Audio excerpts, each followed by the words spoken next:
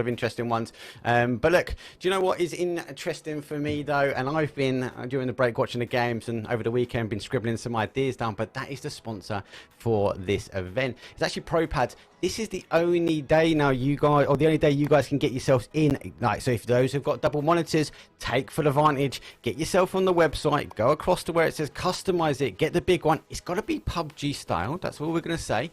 So get your PUBG imagination on, put all your graphics in, get your text on the board as well, get those emojis. I've seen a couple of good ones already, I must admit, but I believe the three of us are going to be picking the winners later on today. Is that right? Yes, I believe so. I can't wait. I cannot wait. So yeah, those are guys and girls though, that if you have got yourself a second on one side or during the break, get yourself over and get yourself designing, because we have already got some entries in, but they are limited. We have 3 that are going to be up for grabs, and I might have my eye cheekily on one at the moment, because I think it was quite a good idea. Toby, have you had a chance to have a little look at them already? I have not. I am waiting until we're done. I'm waiting till all of them are there. I don't want to get any pre-bias going, so waiting to see until everything is there. Then we'll lay them out and make our votes. Oh, mate. For me, I just want to get my hands on one. And if you haven't already, you can use the rotation discount code. Get 10% off. So if you can't wait, we can obviously get yourself on that website now. Get your own design. Doesn't have to be PUBG. And obviously, you can obviously throw yourself in and for that 10% discount and get it in. So look, obviously for me, I'm keen to bring back the full stack of casters, as I believe the game is production. Is that right? The game is ready now to go. I'm going to assume that is a yes.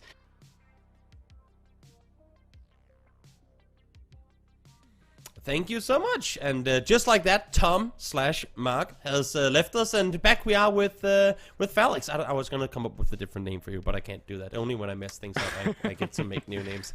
But a little break for you, Felix. What did you do? Did you look at mouse pads? Did you go for a drink of water? How did you spend these last couple of minutes? Yeah, I just ordered like a bunch of mouse pads, definitely. I mean, the rotation, the basic rotation mouse pad right now, so this is the official branded one that's available in the store as well.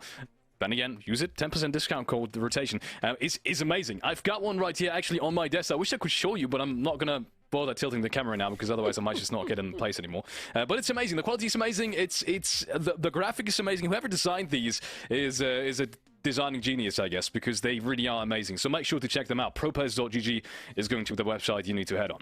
Exactly. Now we are going to head on over to Miramar in just about 15 seconds time. So curious to see how things are going to unfold once we get over there. We did see, I believe, 3 or 4 cases of emergency pickups this time around on Taco, and I could only imagine that number being that much higher now that we get over to Miramar. Issue is, Miramar is a very compound or nothing type of map, and most importantly, Miramar is a very vehicle-needed map. Transitioning on foot in the open is practically impossible here in the sandy dunes, and that's the issue with these emergency pickups, is that you don't get to bring your cars. So we'll see. We'll see how much teams opt to go aggressive early with these emergency pickups. Yeah, interested also to see how Picado and South Picado split is going to be structured. Who's going to be playing that? I see Pod going for the Southern Picado split, I suppose, but looks like they're going to make their way to Picado actually. So we might see a hard jump. We're going to see a hard jump here throughout all of the 18 maps, or not 18 maps, but all of the Miramar maps at least that are to be played. I might just scream. But at the end of the day, I feel like in the Grand Finals, you could almost opt to maybe sacrifice a day to potentially contest something, because you have PGZ points secured already. And I mean, at the end of the day, that's what it comes down to, doesn't it? Sure is. It sure is. So many points on the line for these teams, and they all want them. They all want to get going, and then, of course, get going into the PCS2 qualifiers as well, as they are unfolding in not too long time. Yeah, so Pod is going to get Picado now. This is so interesting because they usually do play Southern Picado split, but this time around, DA is not going to opt to potentially contest Picado and force them out of it, which I think would have been completely fine for Pod. But, I mean, then again, I'm not too sure if Picado at the end of the day even has better rotation. I think it's just it's just better in terms of timings and finding the lead faster. But we do see the first circle, and it's going to be going down towards the southern side of Los Leones. At least that's where the center is right now. We never know. Yeah, well, we'll see. We'll see how spicy this one is going to get for us. A little bit of a honk to honk there from Beamy and 8. You know, Beamy and T-Bone, I believe it was. But we'll see now. as everyone gets their loot game going, how things gonna pan on out. Rotations should be pretty easy coming into at least the circle. The issue is with these southeast area of the map circles, we tend to see a lot, if not almost all the teams, pretty much focus on the same fourth of this map, which is east and southeast of Los Leones. It's essentially between where FaZe and where Lhasa from Howl currently are. Expect to see like 10 teams down there by the end of phase 1. Yeah, it was pretty stacked. Also in the playoffs, I believe. So I mean, we'll see. Talking about the circle though, and being pretty stacked. FaZe Clan. I mean, they are as circle center as it gets in phase 1. And I was kind of teasing earlier when I said it's probably going to go down south of Los Leones, because that's just where we've seen the circle center in recent times. And I think that's what FaZe is going to be playing for in this one as well. I'm going to be very interested to see what kind of split they're going to go for here in phase 1, because there's just so many spots they could potentially play for. But they also should know, and that's the team with, or that's the thing with, you know, playing edge versus playing center, especially in phase 1. If you do play center, there's lots of teams that are going to contest your spots, and sometimes teams that are used to playing edge might just overcommit, and they don't really feel as comfortable as just playing edge. So even though it looks like it's very great, you know, being center in phase 1, doesn't necessarily mean a whole lot that early in the game. Yeah, especially in this area of the map. It's one shift. I mean, it doesn't even have to go far away from where you are. If you're like fully committing to compounds early on and the neighboring compound is already taken, just the fact that you have to move 50 meters could be the downfall of you. So we'll see who gets the blessing of the PUBG gods, as these circles will take us to the end game eventually. But for now, rotations are gonna be coming on through. And DA, I mean, last game they set up on the bridge. I'm not convinced they're gonna try and set up camps, as they have already kind of made their way in from the west here. But if they do realize that they have a fully stacked, I should say, clown car driving up ahead, they might just want to chase them down. They might just. Orclis is going to be rotating as well. It's only a 3-man inside the car, but doesn't really help it at the end of the day. That's very easily caught up upon. At least they're not rotating as a full 4-man stack. So they did have one player that rotated further onwards, kind of scouted the way for them. But it's still going to be risky. I'm not sure what happened with the vehicle spawns for them. Must have been really unfortunate. Let's see, nail up. Iron sights on the clear indicator.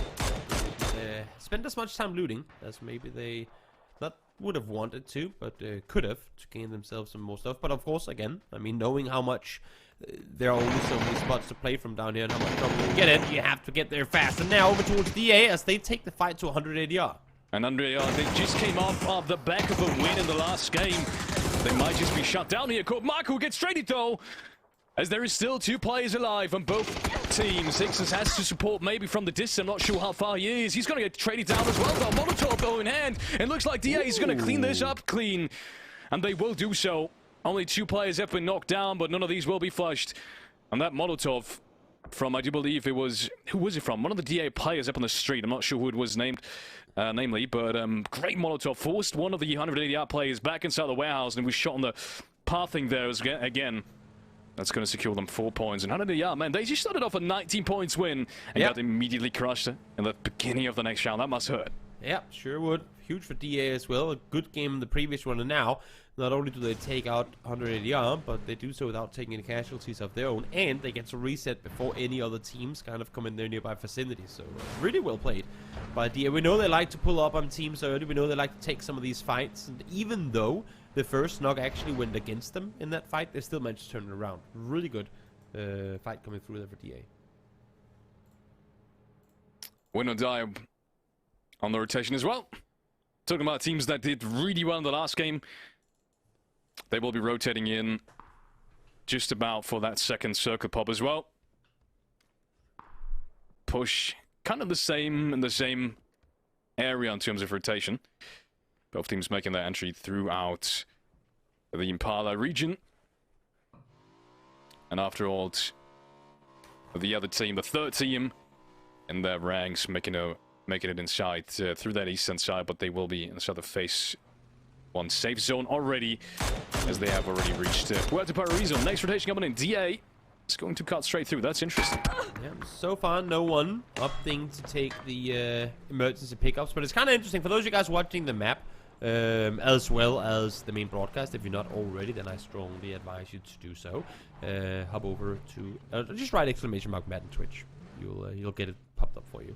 But look at the map and see how, as I was just talking about before, pretty much everyone is on the southern half of this circle, and because of how much water is in play, you're effectively cramming almost the entire server, or at least like 12 out of the 16 teams. You're essentially cramming them into what is phase 3 space.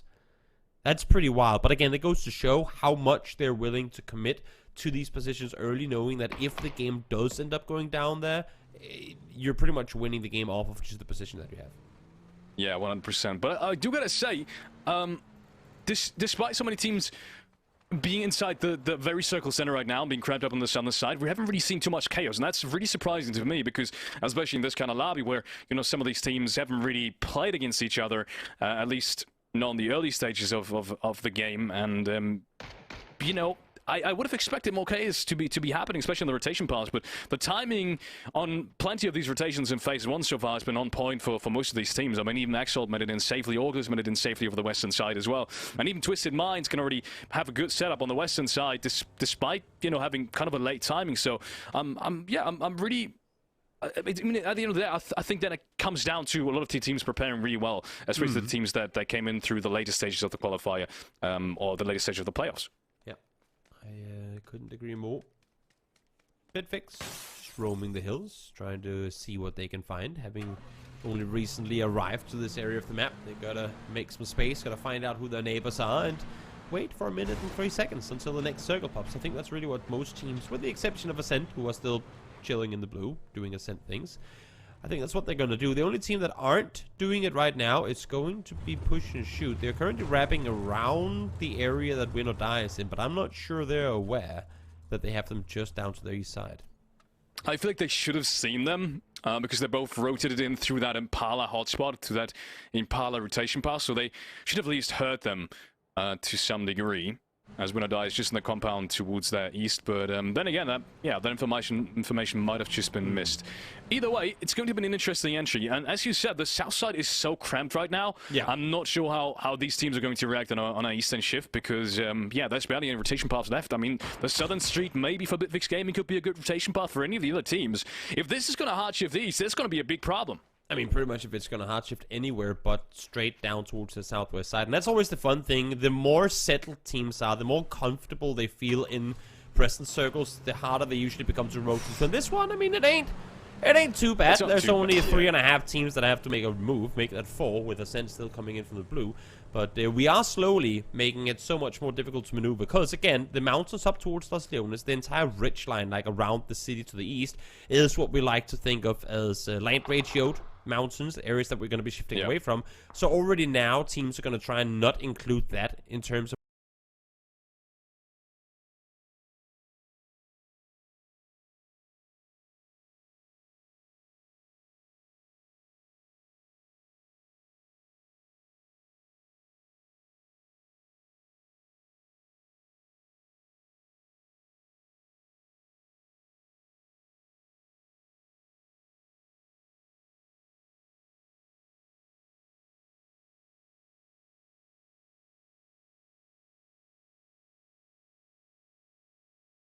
Sitting very close to each other, and that Puerto Paraíso edge, one good thing about it, there's no one probably following after Winner Die is rotated in, because yeah, push is surely going to rotate in straight. So at least after that fight is potentially finished, if that should happen in the next phases, they should have the backs cleared. Now there is a wild and wonky scenario where this next circle hard shifts northwest, in which case you would be not necessarily guaranteed, but have a very big chance of this circle going into Los Leones. And the reason I'm saying this is, as unlikely as it is, we have seen it before, and it always brings a smile on everyone but the players' faces, because it's very entertaining for us, but the players do not enjoy it. And what better than cause some chaos for some of these players in the grand finals of the rotation. We know we're going to get those games eventually. There is going to be tricky games, so why not just throw it at them right in the first Miramar? Yeah, it would be a horrendous start for some of these teams, but yeah, as you said, I mean, it's entertaining at least. It's really entertaining. Talk about Bitfix right now. I really do like that split. If you take a look at the minimap right down there, or at the you know, at the map stream, you can see Bitfix is really doing the same that they wanted to do last game, essentially, which is just hold off their edge in the very early phases, and they did have troubles with that in the playoffs, at least to some degree. Sure, it worked out in the last phase. We're talking about them. They really did have their games where they just popped off.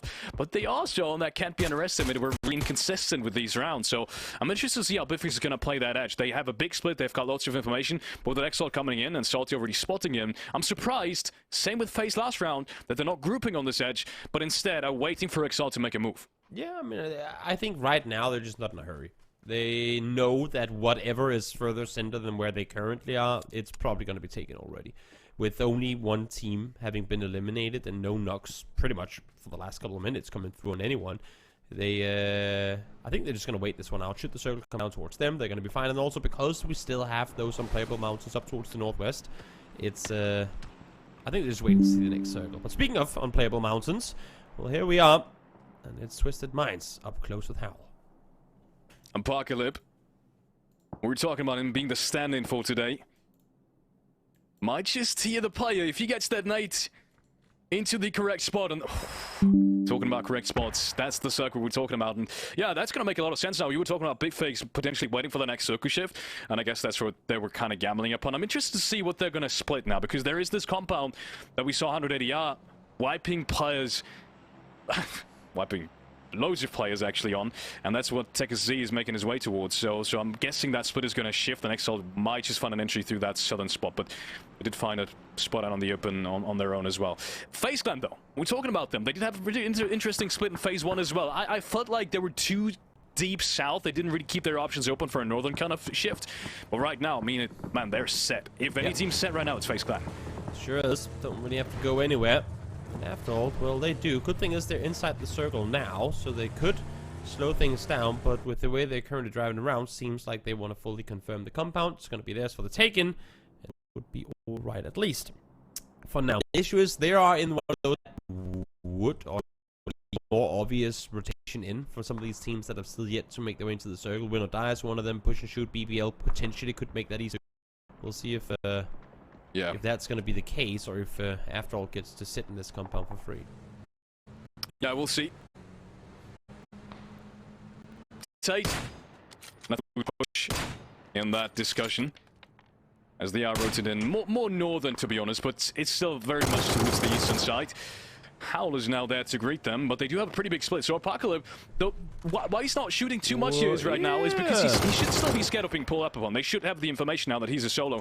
Look at that. There's already 2 players stopping at the ridge line right in front of him. Okay, so they only swap vehicles. I was for a second thinking they might just pull up on him, because that very much would have been a possibility, but they did see they would have positions deeper inside of it, and they will make it in as 4. Yep, BBL able to wrap down to the southern side here as well. Flying their way forward. Again, no vehicles at their disposal, and Rustenmar is somewhat isolated from his remaining 3 teammates. We'll see if he can catch up and make his way up to the compound, but a nice kind of 180 rotation BBL set off here.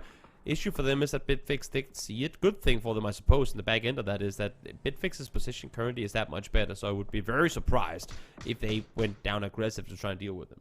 And we were talking which teams are going to come into today and utilize that emergency parachute as best as they can. And I mean, that rotation from BBL, that was already pretty interesting. They did find themselves a good spot up towards their southern side.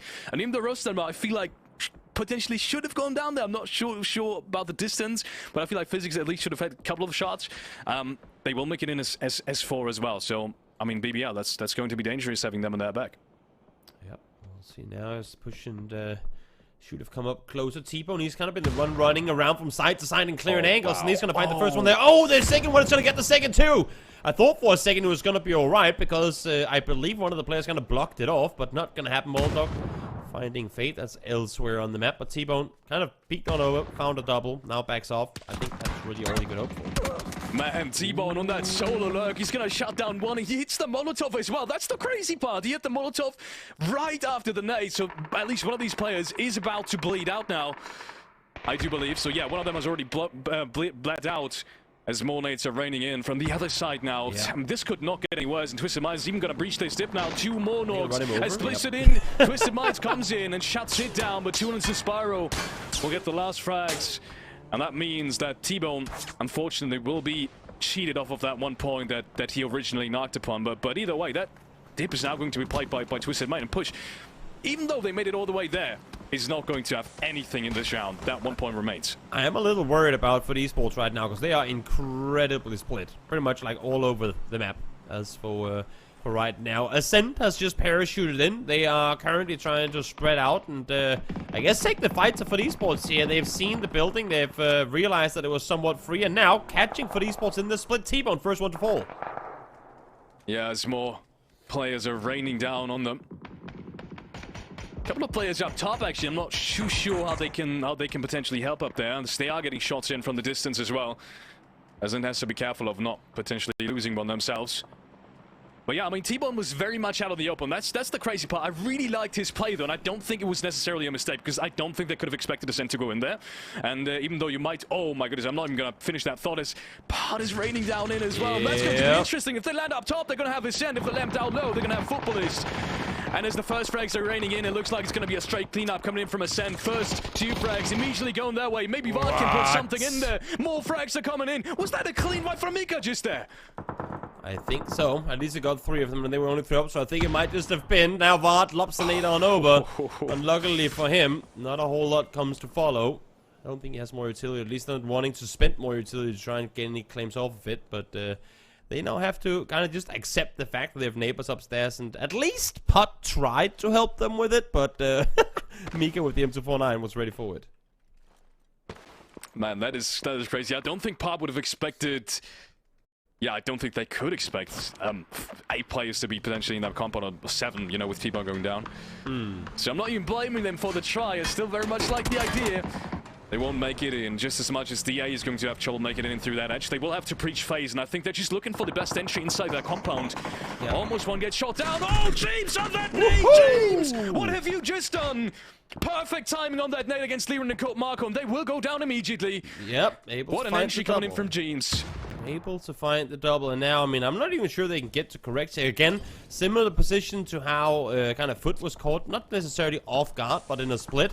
Phase are the same, and Gustav is trying to hold off on one side, while now James and Vex are trying to fend off on the other. I think they have to try and regroup. Yep, Molly off, try and run back and get the rest on up. There we have it. What kind of miraculous play would that be from DA to potentially turn around the situation? Well, surely that won't be possible. James, we've seen what an incredible nade from him just a couple of seconds ago, but right now he's kind of stuck in that building. Can't really make a low lot with it. Might just speak to the smoke. Oh, he gets the hit as well. Now he doesn't know that because it was through the smoke, but that could have very well been a knock as well. What an entry that would have been, but for now he's going to have to play this one passively.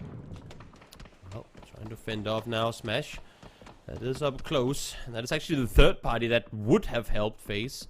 That is now being dealt with by PBL from behind. So James goes to take the fight for himself. Finds one, almost finds Metralias as well, but can't quite get it.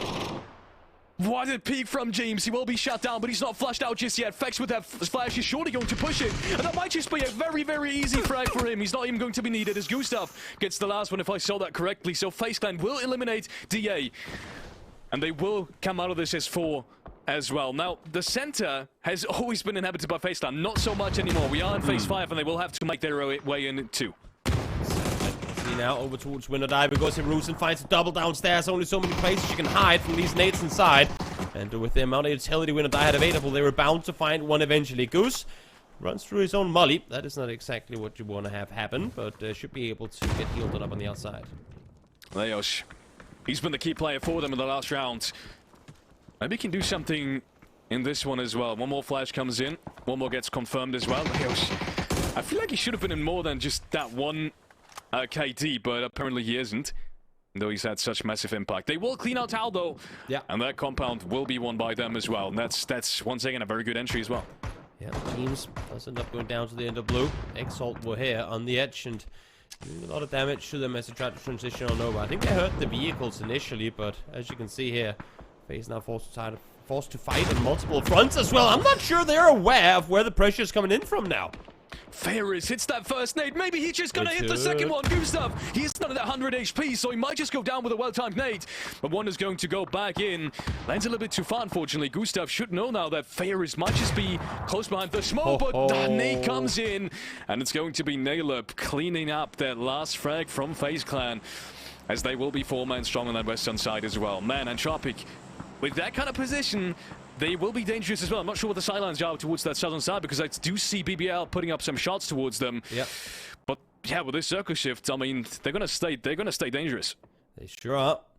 Circle is gonna go straight into those fields, which are, I don't want to say impossible to play, because you can utilize them, but before the hill, like before both Twisted Minds and Entropic come off that hillside, you can't really play into them at all due to the terrain advantage that they have from up above. So I think everyone is currently waiting for Entropic, for Twisted Minds to make their way into the lower lands so that they can then start kind of creeping out into the fields. I quickly want to touch back on the topic of the emergency pickups, because we saw Ascent using them to get on top of the building from Footballist, and I just gotta say, man, that play, that is paying off so well right now. Even though they're not gonna get the big points you might think they will, they were in a really bad spot, and these kind of shifts are really brutal. You can see FaZe Clan, even though they were in the center of the circle majority of the game, even they can't really make it in safely, and I mean, Ascent, too strong, in a good position, with Footballist also supporting them from down low. They're in a great spot. Yep, they sure are. Let's see now as Ironic tries to join with his fools and wrap around that western side. They're pretty much going to be running straight into what is this upside down rotation from Entropic. That nade just blocked off by the vehicle. That could have been deadly, but once again, bouncing off the car. Sam Pubg's really got the flick on towards the car rooks, and now pubg is going to be pushing up on this, and they should be. More nades are flying in. No more knocks so far. They are looking for the players on the wrong vehicle, unfortunately. One more Molotov comes in. They will surely clean this out, as they need to. They are on the edge. More utilities flying in, but it's only been there once so far. How did that just happen? It is Perfectix, not even pubg, pulling off a miraculous nade, and we saw the first one hitting, and I didn't even know where from, but that second one is going to hit all of them clean off the board. 3 more points going the way of Twisted Minds. Yep, they had the funnel. They knew how to play it forward. Salty is able to find the first one, but now Twisted Minds are aware of the push coming through. One goes down from one side. Well, actually, Clip able to find one. Clip finds the double. So much help coming through. We have more Twisted Minds in trying to stay alive on this onslaught, because they've already taken 2 casualties, and now I think they spotted the last one as well. So thank you, BPL. Is what Twisted Minds is saying as Sloot does find the final one. Wow. Huge that they're able to stay alive here.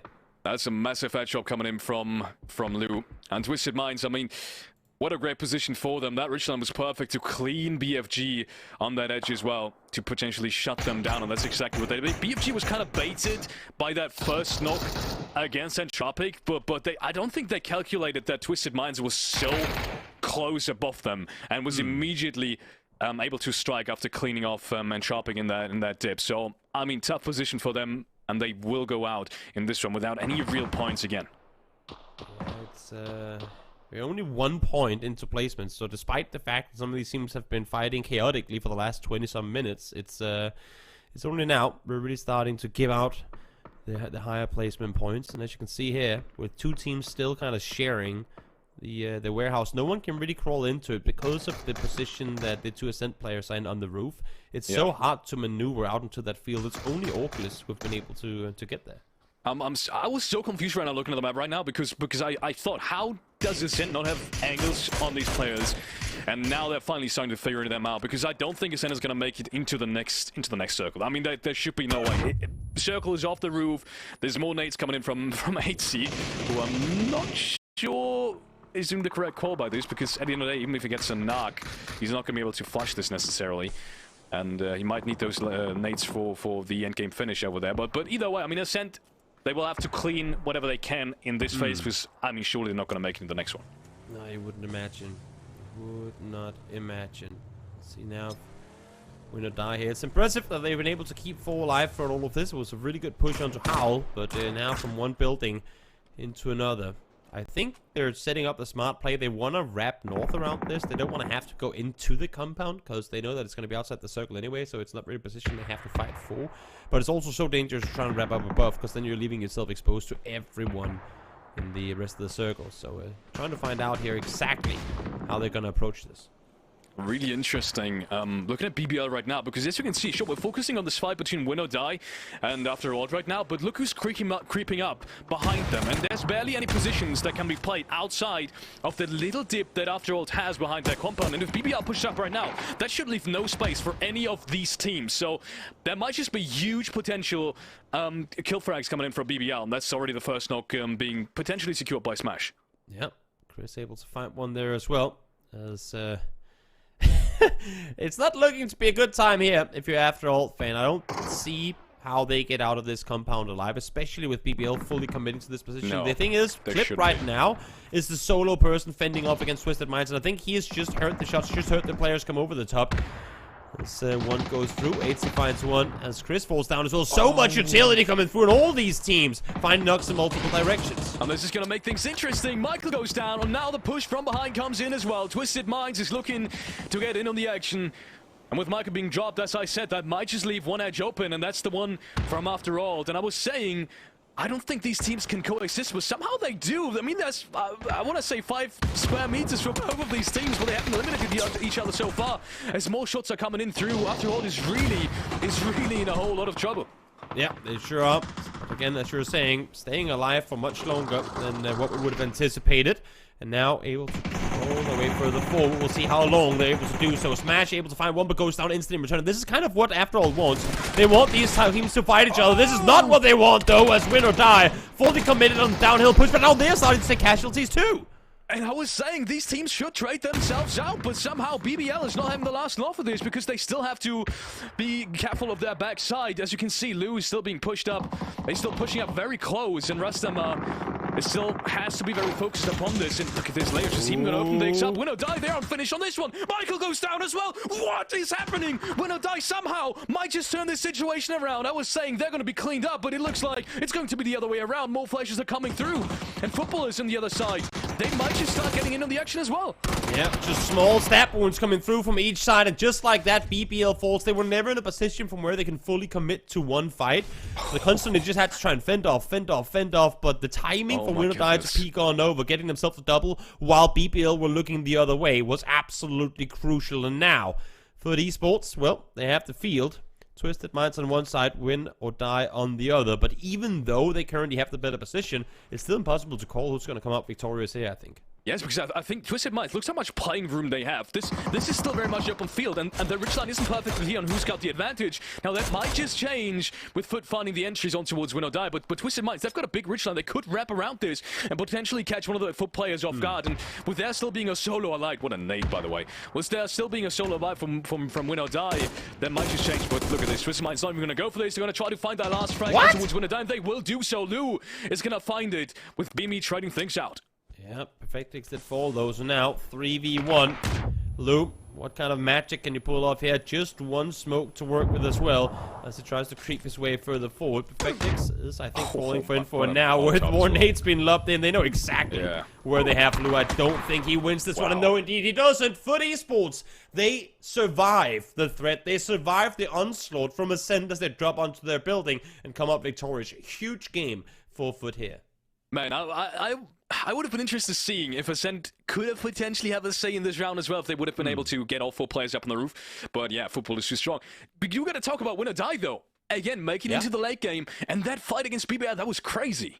It was really impressive. I mean, I love the fact that they were both on the initial engage on After All, and also how they came out almost victorious in the first game. They were just never over-aggressing. They were constantly playing it smart, playing it somewhat slow, but knowing exactly when to stab. Like, rather than just going all in, throwing all the nades and everything at the same time, they just attacked a bit at the time, then fell back. Peek over, get one knock, and then fall back, and they did so here again. Yeah, and I mean, the same thing can be said about Twisted Minds. The calmness and... yeah, just the way they played this was so perfect. They peeked over the ridgeline, they got one entry. They didn't dare to push it because they knew the zone was going to work in their favor. When a die might just make a push. So I think that was also a big thing in terms of experience. You just know these guys have played a similar scenario for hundreds of times. They just know how to play this one down to potentially get, the better of BBL, even though they did have the massive man advantage. Exactly. Well, I'm gonna go take a break now as it is my turn, and I'll leave you, Alex, to have a chat with Mark in the meantime. Absolutely. Let's turn over to Mark. And Mark, you have witnessed this game as well. Don't tell me that edge play from Win or Die wasn't crazy. That was insane. Plus the emergency pickups. How good were they coming in? And do you know what I really, really liked, though, was that we saw Ascend drop themselves down and Pod living like they're jumping out from their logo and just got annihilated so quick. And then that compound, Alex, was like a farming zone where kind of Foot and we're trying to get high to try and get those shots out those windows, but Ascend were just farming as much as they could, as quick as they could, right?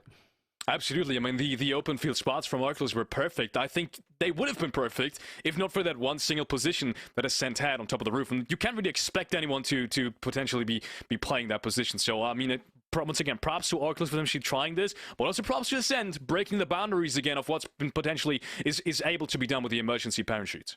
Hey, look, if you and your team are interested in getting involved, PGS2, it's open. If you haven't seen it already on Twitter, we'll make sure we get something in chat right now. Get yourself involved. If you want to be in these events, you've got to be in it to win it. So get yourself involved. But before we get ready, let's go and look at the highlights from game number 2. Talk about some highlights, mate. These highlights were insane. I was sitting on the edge of my seat, especially with that zone, Felix, and then it shifted down to that southwest, and we just see all these teams having to kind of run their way in early doors. That was that push though from T-Bone. He got those double bubbles, didn't he? And then Twisted Minds were like, hey, Felix, like, we want these kills just as much as they do. Yeah, I gotta say, Twisted Minds had some of the most difficult rotations in that game out of any of the teams. They set off very edge-heavy on towards the western side of Los Leones. They rotated up towards the hills of Los Leones, and playing down from there. Sure, you've got the high ground, but there's very few positions you could play, so you have to play on timing, and that's what they did on that push that we just saw against Push in the dip. No pun intended. And yeah, so I gotta give big props to Twisted Minds. Their rotations right this game was on point. The decision making, the timing was on point, and yeah, I mean, incredible. Same goes for FaZe Clan up until this point. It's a very hard edge to rotate into, and they did have fights before that, so not really much more than what they could salvage in this round. Once again, possible for them. They had 2 very difficult rounds in terms of the edges they played. I'm excited to see FaZe Clan going forward. Yeah, well, FaZe Clan were in that compound center at one point. They were like, hey, we're good. And this fight, though, on that southwest corner was great. Actually worth noting, though, Exalt was pushing away from this. They couldn't quite get in, so they came back and then eventually cleared up that phase. And then we saw, obviously, the remaining teams, and Tropic were looking for it. BFG went aggressive, but we see them playing the trench. And on this west side, that's really all these teams can play. Great nades, great utility coming through, but yet again, Twisted Mind puts a little weldy in the middle, and look at that, it just clears them up.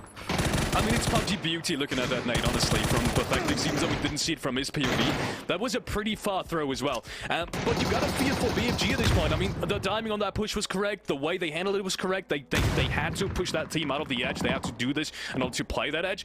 But the timing just was off by a couple of seconds. So obviously, Twisted Minds were able to pick up all of these kill points. And at the end of the day, that's a big difference maker in terms of where you stand on the leaderboard right now. I mean, BFG, once again, not making the big points, even though they could have. It was all about that edge play, and that compound was just mental. I'd just really like to watch it. Again, you were seeing that use of the emergency picket. They were able to get themselves up. They picked themselves up. Multiple teams having the same thought process, getting in there. But let's see how that has that changed much on the leaderboard after match number 2. And there we have with Win or Die. He's actually going to be taking that first spot, and I gotta say, deservedly so. I mean, them making it into late game back consistently. You can see it backing it up with the kill points as well. That's crazy. I've got to talk about that edge. They were in a position where I thought BBL was surely going to clean this up. Sure, they did have the support from Twisted Minds in the back of that southern edge, but then again, I mean, first game Tego as well. Difficult edge, lots of fights. The circles didn't completely work against them, but they did have to rotate in as well. Had to rotate in. No actual hard shifts, more than I want to say 2 in their favor. So yeah, they're winning the fights right now. I'm not sure how far this is going to go in terms of confidence right now, but man, they look scary. They look strong. And actually, one thing they mentioned during the week is something they wanted to work on. After having that phase 2 not really go their way, they came back and left it to the wire for phase number 3, right? One of the things they said to me was like, hey, Mark, like, we need to work on keeping players up for longer. And we've just seen back-to-back games where they've got the numbers coming into the end zones. And do you know what? Rightfully so.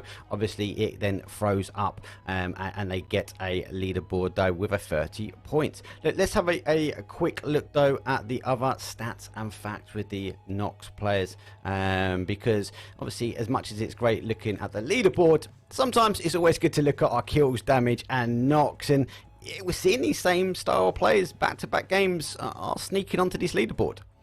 Yeah, I mean, wow. Leos once again opening up this round, opening up these fights, especially on Miramar with some great utility usage.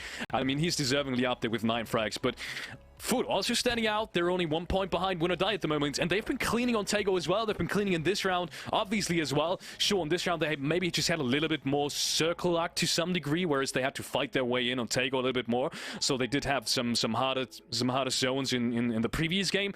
But either way, they're making the positions they do have work. And yeah, Vard and Atesy, I mean, these guys, if they pop off, they're scary as well. Very, very, very scary. But good to see a bit of consistency, though, coming through Foot, being also the teams getting those kills, farming those points, and obviously they are up in that side. But look, I get to do the pleasure now of being a little bit cheeky now, Falex, because, you know, last week you guys were throwing out to the breaks and you got to let the community guess, should we say, that the wanted players. But oh no, I think it's time that me and you can have a little game now. I know who's this. I already know who this is, but come on, let's have a quick look though at the wanted. Obviously, in chat, get yourself in, get your guesses in as well. See if you can beat Falex though on the wanted game. But hey, let's have a quick look. Who is the wanted today? Oh, this is going to be interesting because I probably... Oh, okay. 2022, 2021, play PUBG Live where I first tried myself in competitive PUBG. And I like to share my emotions on stream. I love alternate hip-hop music. That's a big one. Here, PUBG Lite. You play PUBG Lite? Now, that's going to eliminate a lot of players, I feel like. That's going to eliminate almost everyone from the EMEA partner teams. I feel like... I mean, PUBG Live was bigger in Eastern Europe, so I feel like I gotta go with someone from Part here. Somehow I feel like I've heard of Levante, maybe potentially playing PUBG Lite. I feel like I have a connection there. I'm just gonna go for Levante right here. I'll tell you what, right? It's just it popped up, but it's not anyone in the grand final, mate. Look. Oh, it's no. Oh, okay. I was cheated on this one. I just threw a little twist of your arm there, mate. So yeah, okay. But it's worth mentioning because Solo was one of these teams, mate, that you would have expected to be in the final. And I asked them to be a bit cheeky and throw one in that might not be in the final. So completely my fault there, Falex. But yeah, Solo soft getting in. Yeah, PUBG Live, great player. We'll be in chat, I'm assuming, and watching it. So big shout out to yourself. But yeah, look, but please stop trolling on the scrims. 100%, you have to live by that statement. I mean, we had to bring him in here because Zolo came, as close as it gets to be, you know, playing in the grand finals right now. I still feel bad for them. I mean, just looking at that storyline in the last 2 phases of the playoffs, I mean, Solo, everyone in the whole PUBG community has got a feel for them. The way they shifted out of the grand finals, the qualification time and time again. At least he's in the grand finals this way. Yeah, he made an appearance, and obviously him and Navi. There's a lot in chat at the moment about where's Navi, and yeah, they didn't qualify. They didn't quite make it through. So them and Solo for me would have been in the place. But obviously PGS, as I mentioned before, is open. Qualifications for PGS2 is up and going. Get you and your teams involved. Alex, you're the next player, mate. You know you should be getting involved. I want to see you and your team rolling through. But yeah, if you haven't already, we'll get some information though out in chat though, so you're able to get you and your teams signed up. You've got to be in it to win it. And look, it's worth mentioning with a be in it to win it, and we've already started to see some amazing designs though come up from our pro pads though. If you haven't already, propads.gg, get yourself in there, go and select the big mouse mat, make sure you hit the customize here and get all the PUBG. It has to be PUBG inspired. There's been a couple that aren't PUBG inspired. It's got to be PUBG inspired, so make sure it's PUBG inspired. Take a print screen, get it on the Twitter post, and with the hashtag The Rotation, myself, Falex, and Toby will be picking a winner later on. Falex, obviously, what is coming up now? We will have another match of Miramar, and if the circles are going to keep on shifting this way, man, it's going to be tough for some of these teams. As I said, FaZe Clan, for example, best example, for example, for how much zones can have an impact, even though you really play consistent on these edges, they were able to wipe the teams they did have on their edge, at least in the last game, still not making it all the way through. Good circle phase 1, might not mean anything in the end, so excited for match number 3. Yeah, no, I think you mentioned right. Look, it's the outside play, it's the aggressive stance, though. Foot and 100 ADR have been very key at trying to hold it. But you know what? I can't hold on, and that is to the love of the community at the moment. It is time for match number 3. It means I've got to sit back, relax, get the popcorn, get the drink. But it's the sandy shores of Miramar that are coming up. Over to you, Toby and Felix. And there we are. Welcome back, Toby, Tom, whoever you are. I guess it's Toby now. Or should I call you Tom as well? No. Yeah, I'll be Tom for a second. You'll just be Tom for a second? All right. Got to give you the same treatment. But welcome back. Miramar is going to be once again being played. And I was saying, maybe we're going to see a different circle now. That's always what we want at the end of the day, right? I do hope so, especially with this playing path that I have seen now on the map feed. I would be very, very surprised, if not almost eat a hat, if we did get the exact same circle again. Because it's very far further west, and therefore technically shouldn't really be an option at all. But we'll see. We'll see. We have been surprised before. Over this plane, I'm eyeing the Campo Militar circle. You know, it's been a while since we've been really hard northeast, and who knows? Who knows? Maybe today's the day where finally the people that are really loving Tierra Bronca and Campo Militar get a circle going that direction. Yeah, and you were saying, I mean, it is highly unlikely that it's going to be another south side circle. And I was saying maybe a different circle because it is on the harder side of things. When we were speaking about that last circle, we were already seeing it phase 1 kind of.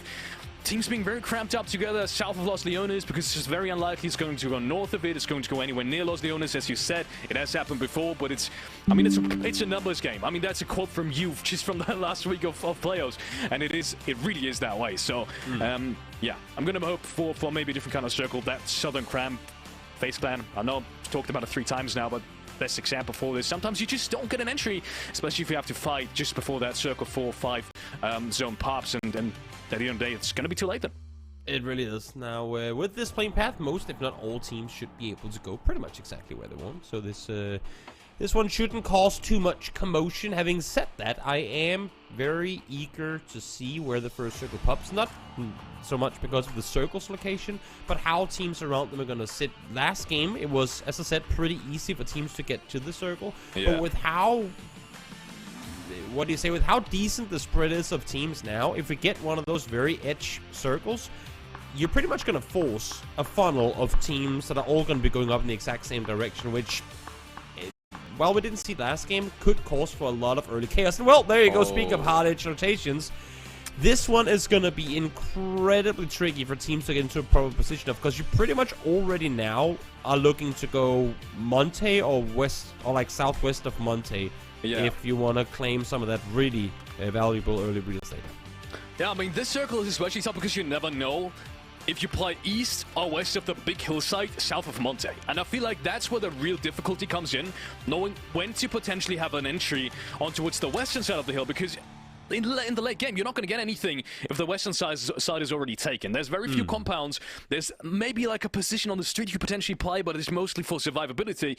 So it's really going to come down to keeping yourself an entry open towards that western side, and that's difficult if you don't get the timing right, especially in a lobby like this, where most of these teams have not played against each other in lobby. So I'm first of all really interested to see if we have a contest in this one, which you don't seem to have again. So that's gonna at least put one thing off for most of these teams, which is going to potentially cause trouble in the early game. But the second is obviously the timings and how these teams rotate. I said it last game. It was surprisingly clean. None of these teams really had any problems making it into the safe zone and playing the way they wanted to. But with this circle, this might very well change. Very few rotation passes in this one. Yeah, it's we're looking at what could or most likely will be not necessarily teams eliminated full on, but there is definitely going to be fights happening prior to phase 2 popping, simply because of how few access points you have to, not this circle, but where teams like to play in this circle. Because the circle as a whole is pretty easy to get to. I mean, either you drive north around the the power grid area, or you come in through kind of the big space between Picado and Monte, or you wrap south around. There's plenty of access points to the circle, but seeing how many teams are currently in and around the same areas, that's what's kind of getting my alarm bells ringing, saying that we have to look down towards that south side of Monte. And even west of El Pozo. I mean, if BBL opts to stick around, maybe push, maybe face, maybe even Foot Esports opts to come through via that route, and that could cause some chaos. There we have it, a sandwich. You saw, a couple of words about them. Smart, reactive, aggressive. I think especially reactive is so very true for them. Embrace was such a reactive IGL. You could have 10 different games with the same circle on each one of them, and you would probably still have 10 different Ascent games. That's how reactive he's calling. He's very situational, and that's what I love about him. He's got a very good fundamental understanding of the game. I mean, honestly, some of the best that I've ever seen in PUBG as a whole. So, I mean, I might be biased here. Obviously I'm biased. I'm a little biased. I can't tell you I'm not, but at the end of the day, I still think it's very much true. And I mean, talking about an annoying coach, I mean, that's definitely true as well. I know you're watching Cobble, so take it lighthearted, but that's what we love you for. Anyone who's watched this stream knows it's true. I love you, Cobble. Don't hate me. Let's see, here's Afteralt. Starts the rotation on through. They have Oculus right next to them. Now, Oculus and Exalt were the ones to run shoulder to shoulder throughout all of the qualifier stages that they played through. And now that they're both here, I'm expecting to see that happen again at some point. But having said that, the previous two matches, it's actually been Oculus and Afterall, at least early on, who ended up kind of playing these rotations side by side. And good thing for Oculus is that Afterall is wrapping south around this time around. Yeah, and we were saying about teams potentially making an early entry into this one, and you can see Arglist. I mean, it's 22 seconds. Even earlier when they started rotating, must have been way earlier actually, probably like a minute early until that phase 1 actually moves, and they're already on that rotation path. This is unfortunately for them a really dangerous one, because Twisted Minds is perfectly set up to potentially camp the rotation path. That's what we're seeing right now. How did the first one make it through? The second one surely can't, but somehow they've ran out of bullets. And even though the headshot comes in and the body shot as well, they're not blowing the vehicle. Somehow Oculus is still alive. But surely they can make it out of this one. But Dulans is finally going to get the knock. Their cop goes down. And that's the first one for Twisted Minds. And once again, we open up things strong. Yeah, and, well, you say first one for them, but now second one against them as they come pulling up on the backside of them. Silent pull up had even us casters fooled as we didn't hear them on their approach, and one will fall because of it. That's actually Leosh in the mountain on the north side. Now I think Twisted Minds is realizing that they have to get out of here. They cannot stick around for much longer, especially not with Win or Die in the position over across the road. This looked so incredibly bad for Oculus, but due to the fact that they made it through that road for so long, gave Honor the opportunity to get that knock. And look at this. This is going to be one flash for Twisted Minds, even though I don't think it went the way of Oculus. No, someone must have stolen it, right? Yeah, they don't have a frags. Someone must have stolen it. That is already not worth it for Twisted Minds. I mean, sure, they get the second point, but that's not the start you want. Nope. Surely that 1-2 trade is just not good enough. No. They, I mean, for starters, I think they were expecting to get the knocks in the vehicles immediately, but a few whiff bullets, a lot of whiff bullets, I should say, meant that wasn't going to happen. And then they, because they were so focused on taking out the players from Oculus, they didn't catch that Win or Die were rotating right above them, which is something that you would normally expect a team like Twisted Minds to be well aware of. But in this case, caught a bit off guard and then take casualties because of it. Yeah, that looked... Honestly, that was probably the most surprising thing today. Seeing that Twisted Minds not immediately blew their vehicles. And it was smoking for so long as well. Man, Twisted Minds is... Twisted Minds gonna be angry about this. That would have been avoidable, I feel like. But at the end of the day, they gotta blame themselves for this mishap. That's gonna cost them dearly. Sure, it's a best of 18 now. It's not gonna be a best of 6 to qualify or anything. It's just gonna be a best of 18 to make it in for these big PGZ points. I mean, and for Twisted Minds, they're not a team that usually come off to the strongest start in tournaments. So the fact that they're sat in third right now, just 11 points behind Win or Die, I think they're pretty... Of course, I mean, they always strive to win everything all the time. But right now, I think they're in a pretty good spot. So even taking one casualty here on the second Miramar of the Grand Finals, I think they'll be just fine. They will be. It's still, I gotta say, it's these small mistakes that after the game you feel like could have been easily avoidable that hurt the most.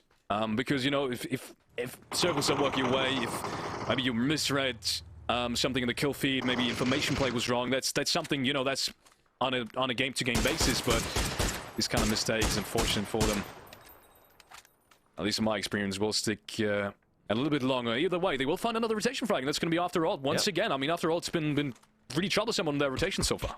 And that's kind of what I was alluding to when we initially saw the circle pops, that there is simply not enough space for the teams that do want to wrap west to come in here without some running into each other. We're seeing the kind of, not the aftermath, but the end result of it now as Enan is trying to regroup with, I believe, pubg, over on that north side of Monte. But as I said as well, I mean, most, if not all teams are going to try and play in and around Montenegro or west thereof.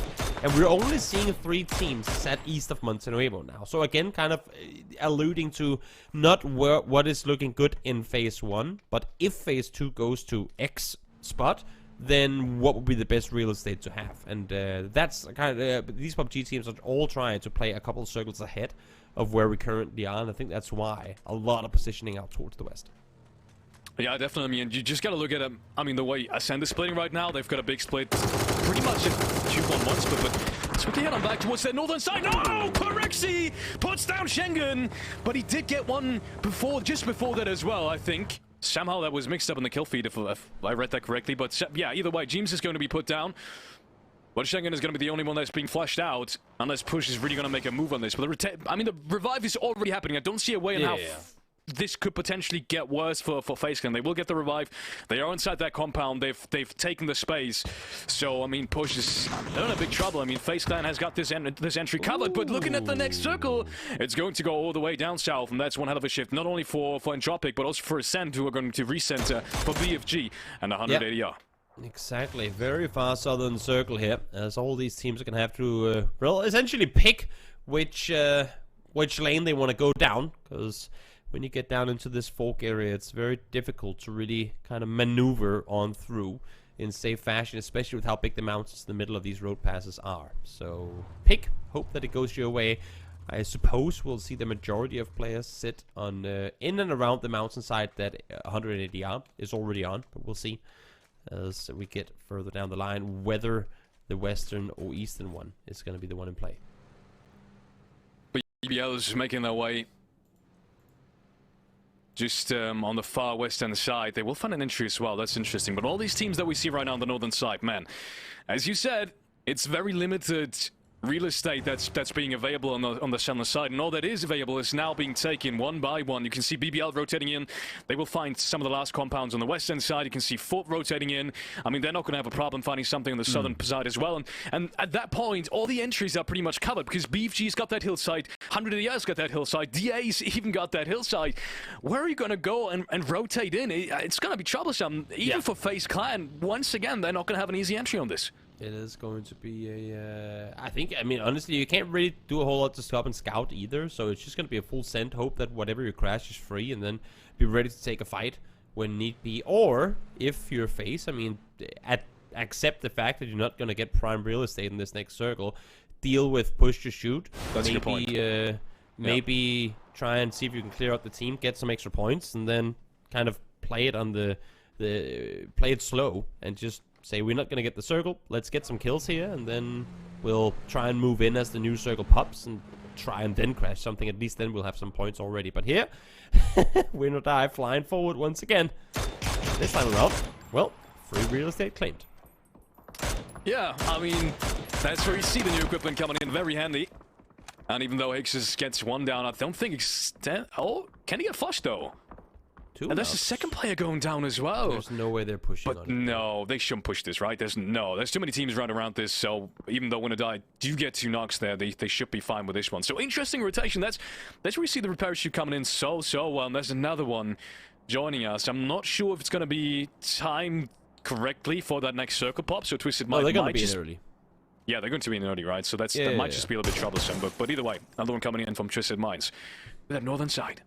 Yeah, but where do they end up setting up shop? We'll see in just a short moment's time. In the meantime, now back towards the north, and again, FaZe not in a hurry to really go anywhere. They want to deal with push to shoot first. Once they have to make their way towards the circle, they don't want to have to do so with the team set right next to them. And it's only FaZe 2 blue, so it's not like it hurts all that much. So either take them out or force them to go in the opposite direction. And look at this, though, but you were 100% correct. FaZe Clan is doing the same thing they tried throughout the last 2 zones, play very slow on the edge, and if they do have the opportunity to potentially isolate some of these players that are coming in late, then to get these frags, but Sov is actually going to get the entry very far out, and it's going to be a flush as well.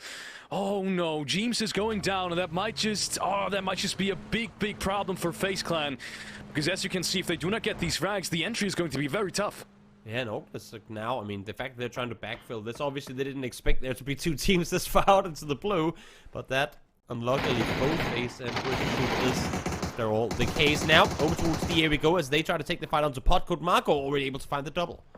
Wow, that's a great entry. Code Marco's looking for the triple. Gets shut down, though, by none other than Hekatori. Who else is going to shut this one down? 2v4, though, as his teammates are reviving, but Liron is not even going to let them any chance. As he shuts it down, quick left peek, gets the headshot, and DA will survive this as 4 as well. That's a quick cleanup, and you gotta say, man, props to Code Marco. Those 2 entries were incredibly beneficial towards that wipe.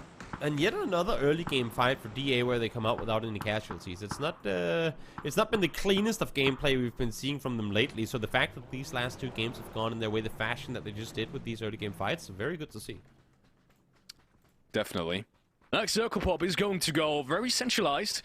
It's not going to go too far towards the western side. That might just give BBL a couple of problems, but yeah, one team that is going to have any problems. Howden, they're still playing around these ridge lines. They might just look a little bit out in the open here, but these ridge lines are really good to have. Yeah, they sure are. In the meantime, out towards the far west side, both BBL and Twisted Minds need to get going. The issue for Twisted Minds, again, as we saw earlier, they came in with the emergency parachute, so they don't have any vehicles to use. Little do they know that the entire eastern half of this map is currently completely unoccupied, so they would probably rather be over there than have to deal with what they're doing right here. Faxi was the last one alive on that northern side for FaZe Clan. He gets taken down by Bogger as well. There's no trade to be happening, as you can see. Gustav and the last remaining players, the FaZe Clan squad as a whole, are making their way in through the eastern side. Just made it in through that Monte hillside.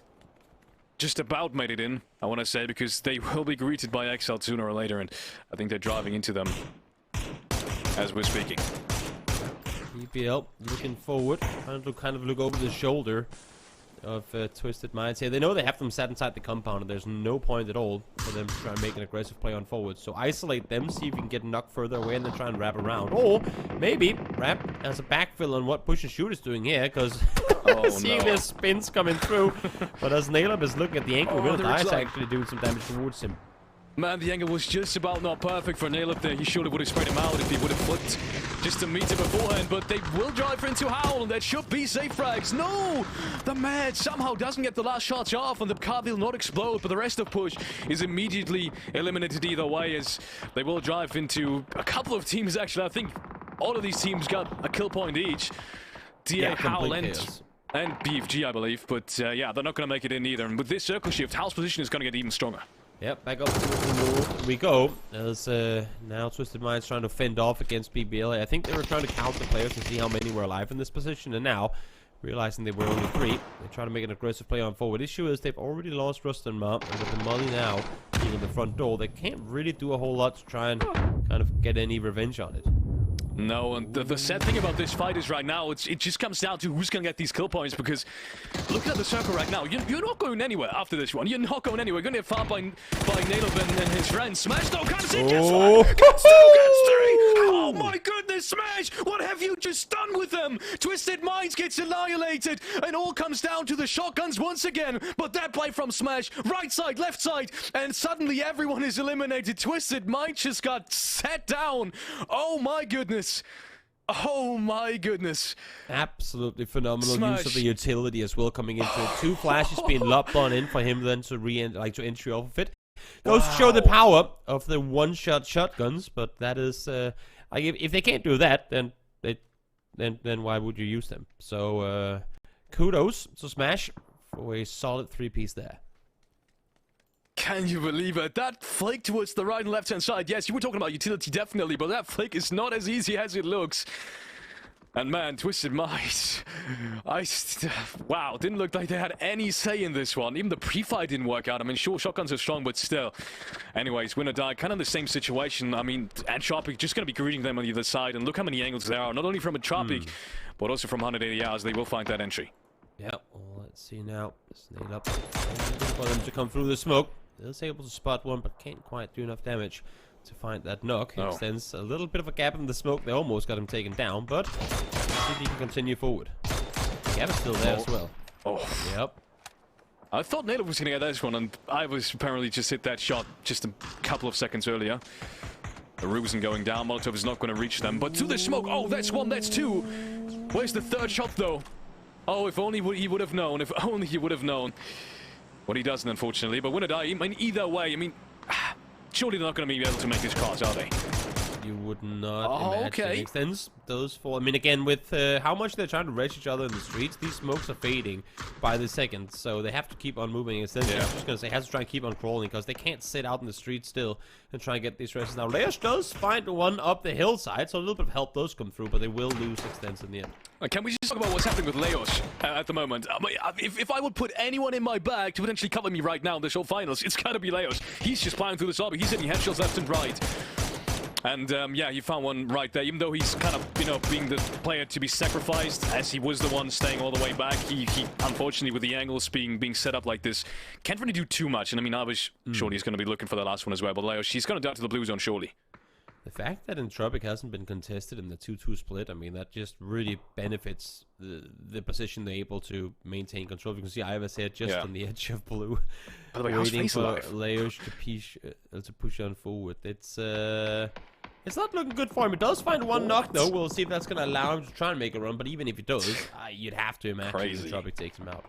Yeah, I mean, surely that's going to happen. But Leosh, is he going to hit that first hit? No, he's going to die to the blue zone. But still, how is he hitting another knock? Leosh, come on now. Don't you destroy this lobby all by yourself. That is absurd. What's just as absurd is look at that FaZe Clan rotation. They almost rotated into Exalt.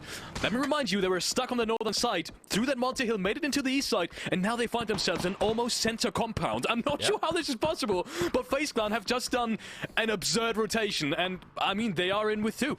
Yep, they sure are. Able to sit tight for a while now. We'll see what placement points they are able to accumulate in this one. But in the meantime, they know they have to deal with Exalt eventually, so might as well take the fight now before other teams start peeking over the red flags. Utility used first, but here comes the push. Oh my goodness, and Fairies is having a key position. It's the second headshot as well. Fairies might doesn't look the right way. I was going to say he might just go for the third one, but Chris. It's not even going to be able to take him down as well. Now he's the last one. Position known, and that means Resco is going to shut it down with a 3K on his own. SSN plowing through that northern side. And yeah, they did lose one player, but now they've got the backs clear, and Ascend with the backs clear, they are still very much in the play for this one. Yep, sure are. Howl now having to wrap on forward as well. Ain't going to be an easy push at all, as Marco is able to find the first one. I like how they're kind of baiting the attention. Oh, they start shooting early. I was hoping that Howl would wait a bit longer for them to run all the way over to the mat and try to get the flush on him and then start shooting. But now they're aware that Howl tried to set up a trap here. And Howl's trap is going to continue on further. And DA have you know, picked apart a couple of players in rotation so far. This is the first real isolated fight they have to go for. And Lyron is going to hit a good nade to take down Lazia. It's the first one. And Howl, they have to be careful. I mean, I feel like they're not focusing enough on towards DA right now. It feels like they're getting shot in the back, which has to be the case. Otherwise, I can't imagine them not focusing 100% on this one. But DA is still making a couple of meters. Look at this, FaZe Clan is pushing out. Yeah, I mean, they have to make a run for something, and if they're seeing a fight happen uphill to the west of them, even if they're only two alive, that is exactly what they really wanted. Apocalypse needs to get something going with this angle. Does manage to find the first, but now he's been seen as well. But Youth can't really, I mean, he's got to chill for now. Get healed up and then wait it out. Nice nade, but no knocks found. I thought that surely was going to take down all three of them, but apparently not. That looked crazy scary coming in from Apocalypse. Once again, he's going to be the stand-in for them today. But yeah, I'm more surprised about FaZe Clan. Look at this, they're pushing out of this. They want to potentially make something happen against DA, and this is so aggressive. I love it. One knock goes out, but they are risking not being able to rotate back into the compound. You can see Varda's already got some pretty wide angles on him as well. I mean, with Entropic now up here as well, there's simply nothing they can do. But for FaZe, they need to wrap back now. Now that they realize that Entropic is up here as well, I think that's what kind of make them say, great, let's disengage. We have the compound down below. We can sit tight for a while. No reason to sprint into the head of more opponents here, especially with the downhill position. Looks in the meantime, those spots, one that's salty, found with his back turned. Yeah, Lucarux. Well, no, was that a knock from him? Don't tell me that was a knock from him. How fast was that? I'm not quite sure. I didn't see it in the kill feed. Didn't look like it was a knock from him. But they've got 9 frags as well. We were talking about this. This team can frag. Yeah. And if they do get into the position, especially Miramar on these hillsides, I mean, we've seen it against Navi. I don't want to bring up the name again. I'm sure it's going to be PTSD for some of these chatters, some of these fans and watching right now. But I have to. Caleb especially, if he starts, there's no turning back, and looks like they are in prime spot right now to play on their strength. Sure looks like it. Ironic now solo play left alive for Bitfix. Bitfix had the center compound for the longest time, but it felt like they didn't quite know what to do with it. And in being indecisive, they kind of allowed teams to push up for more angles, and because of it, got kind of torn apart. So Ironic has had to leave the compound.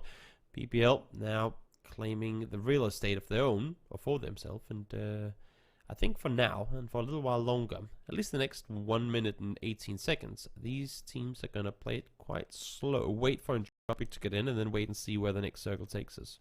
Because everyone is in one of those positions now where if it goes to them, it's pretty much GG, whereas if they have to move, they don't want to worry about that until they know that they have to.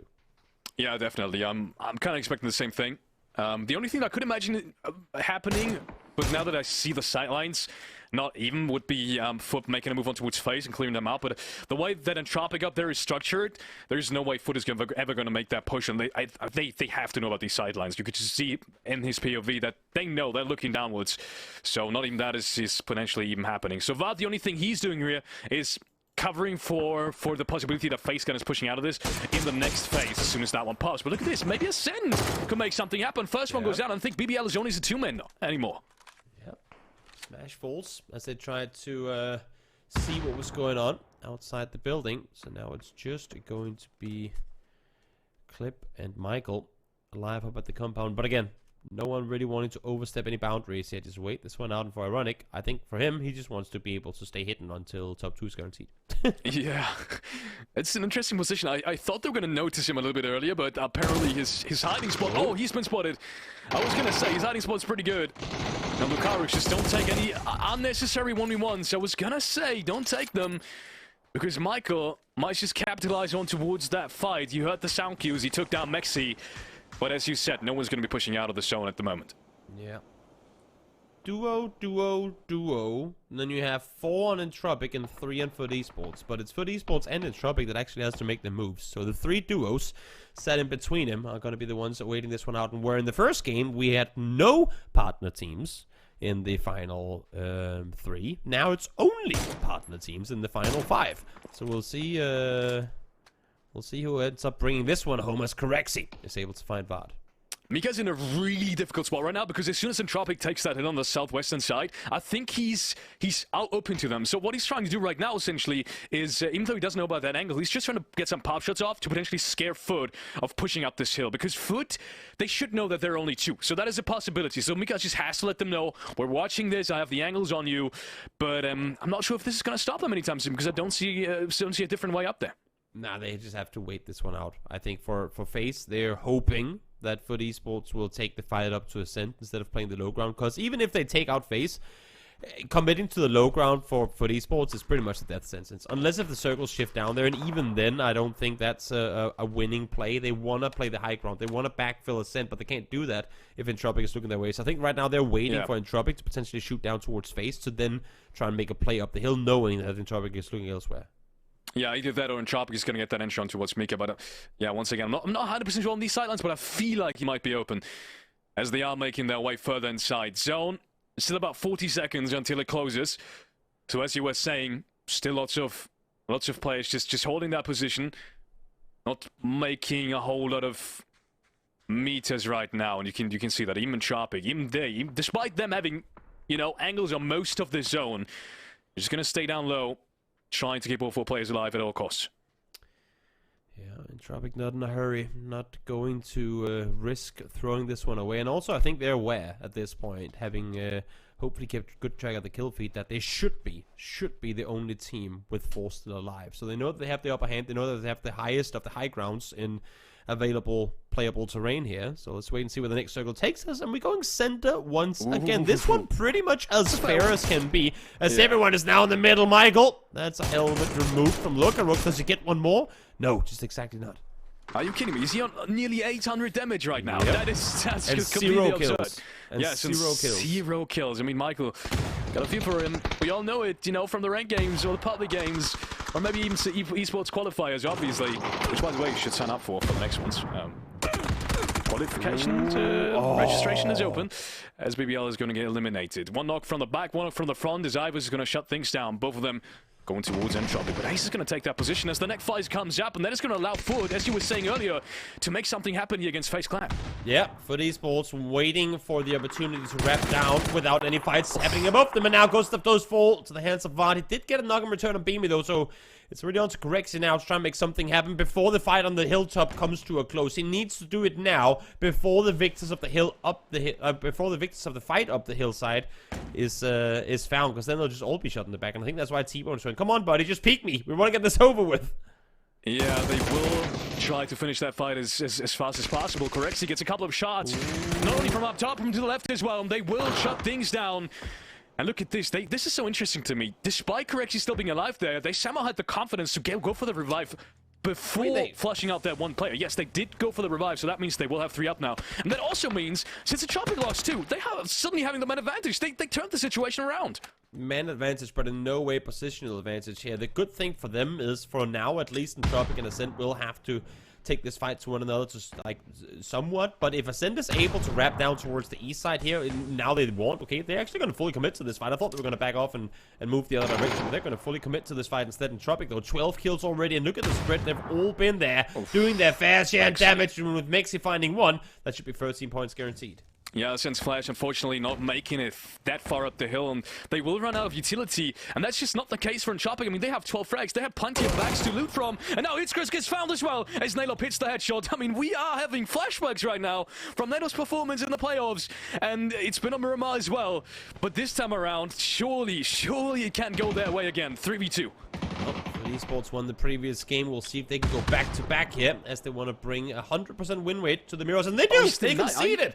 They're not gonna... Wait, one concedes? No. I'm not sure what the play is here. Mexi now goes out as well, but a little hesitant on it initially. Peeks on over, finds the final kill as well, as Foot Esports. Only 6 kills. It wasn't a kill every game for them, but they come out victorious in back-to-back games. And that is a convincing fashion if I've ever seen one. I was going to say, that is an Entropic game to lose. They had the high ground. They had all 4 players left alive. But I feel like I got to watch that game back, because I'm not 100% certain on what I'm saying right now. But I feel like they could have potentially made more out of the space they had, because they did have man advantage on the team of the compound. They should have known that. They do have their coach listening in and potentially keeping track of the kill feed. So what they should have known is they could have potentially, you know, used a little bit more space up there and potentially shot downwards as well. But I'm not 100% sure on the sidelines. But yeah, I mean... Entropic denying in the end. I'm not sure that's the play either. I mean, yes and no. They were in a 2v3. They had to push down the hillside. They had spent a lot, if not almost all of their utility trying to fend off against both BBL first and then Ascend afterwards. So I think they were pretty dry in terms of what they had available. There were no helmets on one of them, no vest, I believe, on the other. I just think they were like, you know what? Let's not give these points away to a team that we know we're going to be fighting for the top spots anyway. Let's play it smart. Yeah, 100%. I felt like there were a couple of smokes left, but now that you say it's true. They did use a lot of them in that ending fight. But I do hear we're all going back towards Mark, and that means at least one of us is going to take a quick pause. Hey, welcome back. Oh my God, what a game. Day number 1, final Miramar. I think the controversial topic's going to be, should Entropic gone out to blue? It's a longer game. I think it was the right call myself. 1 point sometimes has been the difference when it comes down to the final day, but I don't know, personally. I don't mind it in this case. They were somewhat spread. They didn't know exactly where they had their opponents down the hillside, because they've been so eager in fighting up close on the hillside itself. So I think it was a, while not as chaotic and entertaining as we might have liked it, I think from a strategic standpoint, it was a pretty smart play to make. Yeah, and obviously, as like yourself, I've got the map feed and your feed up at the same time, and it's definitely worth noting at this point that obviously FaZe had a huge rotation in from that north. They kind of tinkered in and got a free compound a little bit on the east-hand side, and actually Foot then followed FaZe's rotation in. FaZe left to go take that center compound, and wow, how the hell did they get that compound? And then Foot obviously backfilled them and taking that top, that northeast section. But look, let's have a quick look at those replays, because I guarantee that action is going to be in there. But look at this. Pod for the second game, rotating just a bit too late and getting caught out again. It's good to see, as I said during the game as well, it's good to see DA finally getting something going in terms of these early game fights. We've seen it so many times where, yes, they might win, but they lose 2 and the game is pretty much over. Here now twice. Even though Marco did get knocked, they would come out victorious without any casualties. So good to see for DA that they've got the early game under control. Now it's just the mid to late game that they need to kind of get sorted out.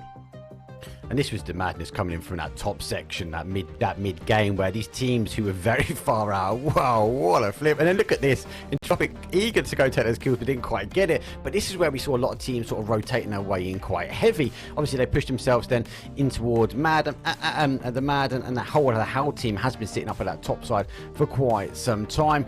The interesting fight for me though was definitely on this west hand side. We got to see that danger from the shotguns. How well did Smash put it apart here?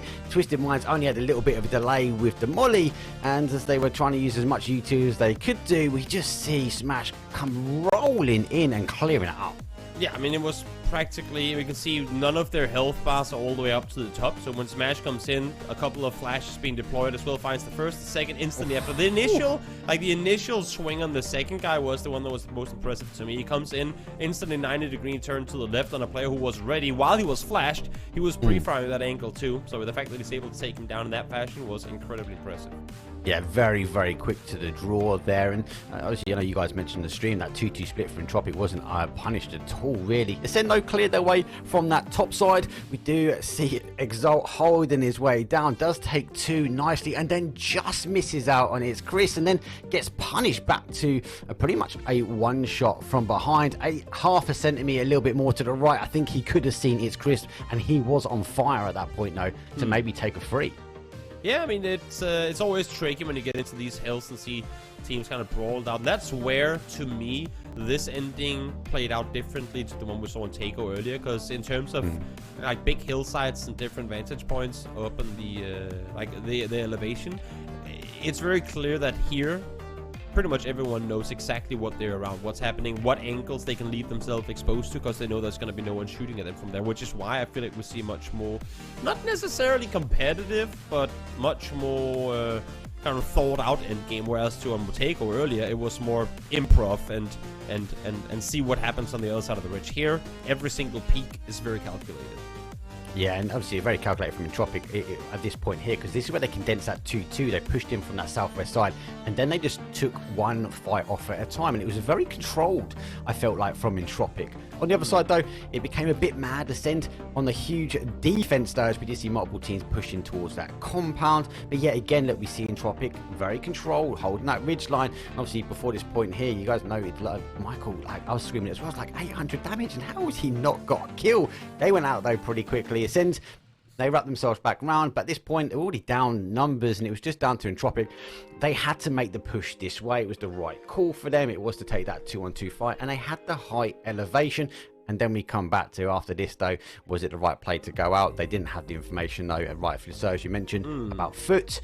But great nade though, mixing, and then look at this, you see him roll straight in, but then the nade coming straight up over the top. And Entropic, I think this is the call there. That's when they decided to go, hey, let's deny ourselves the zone.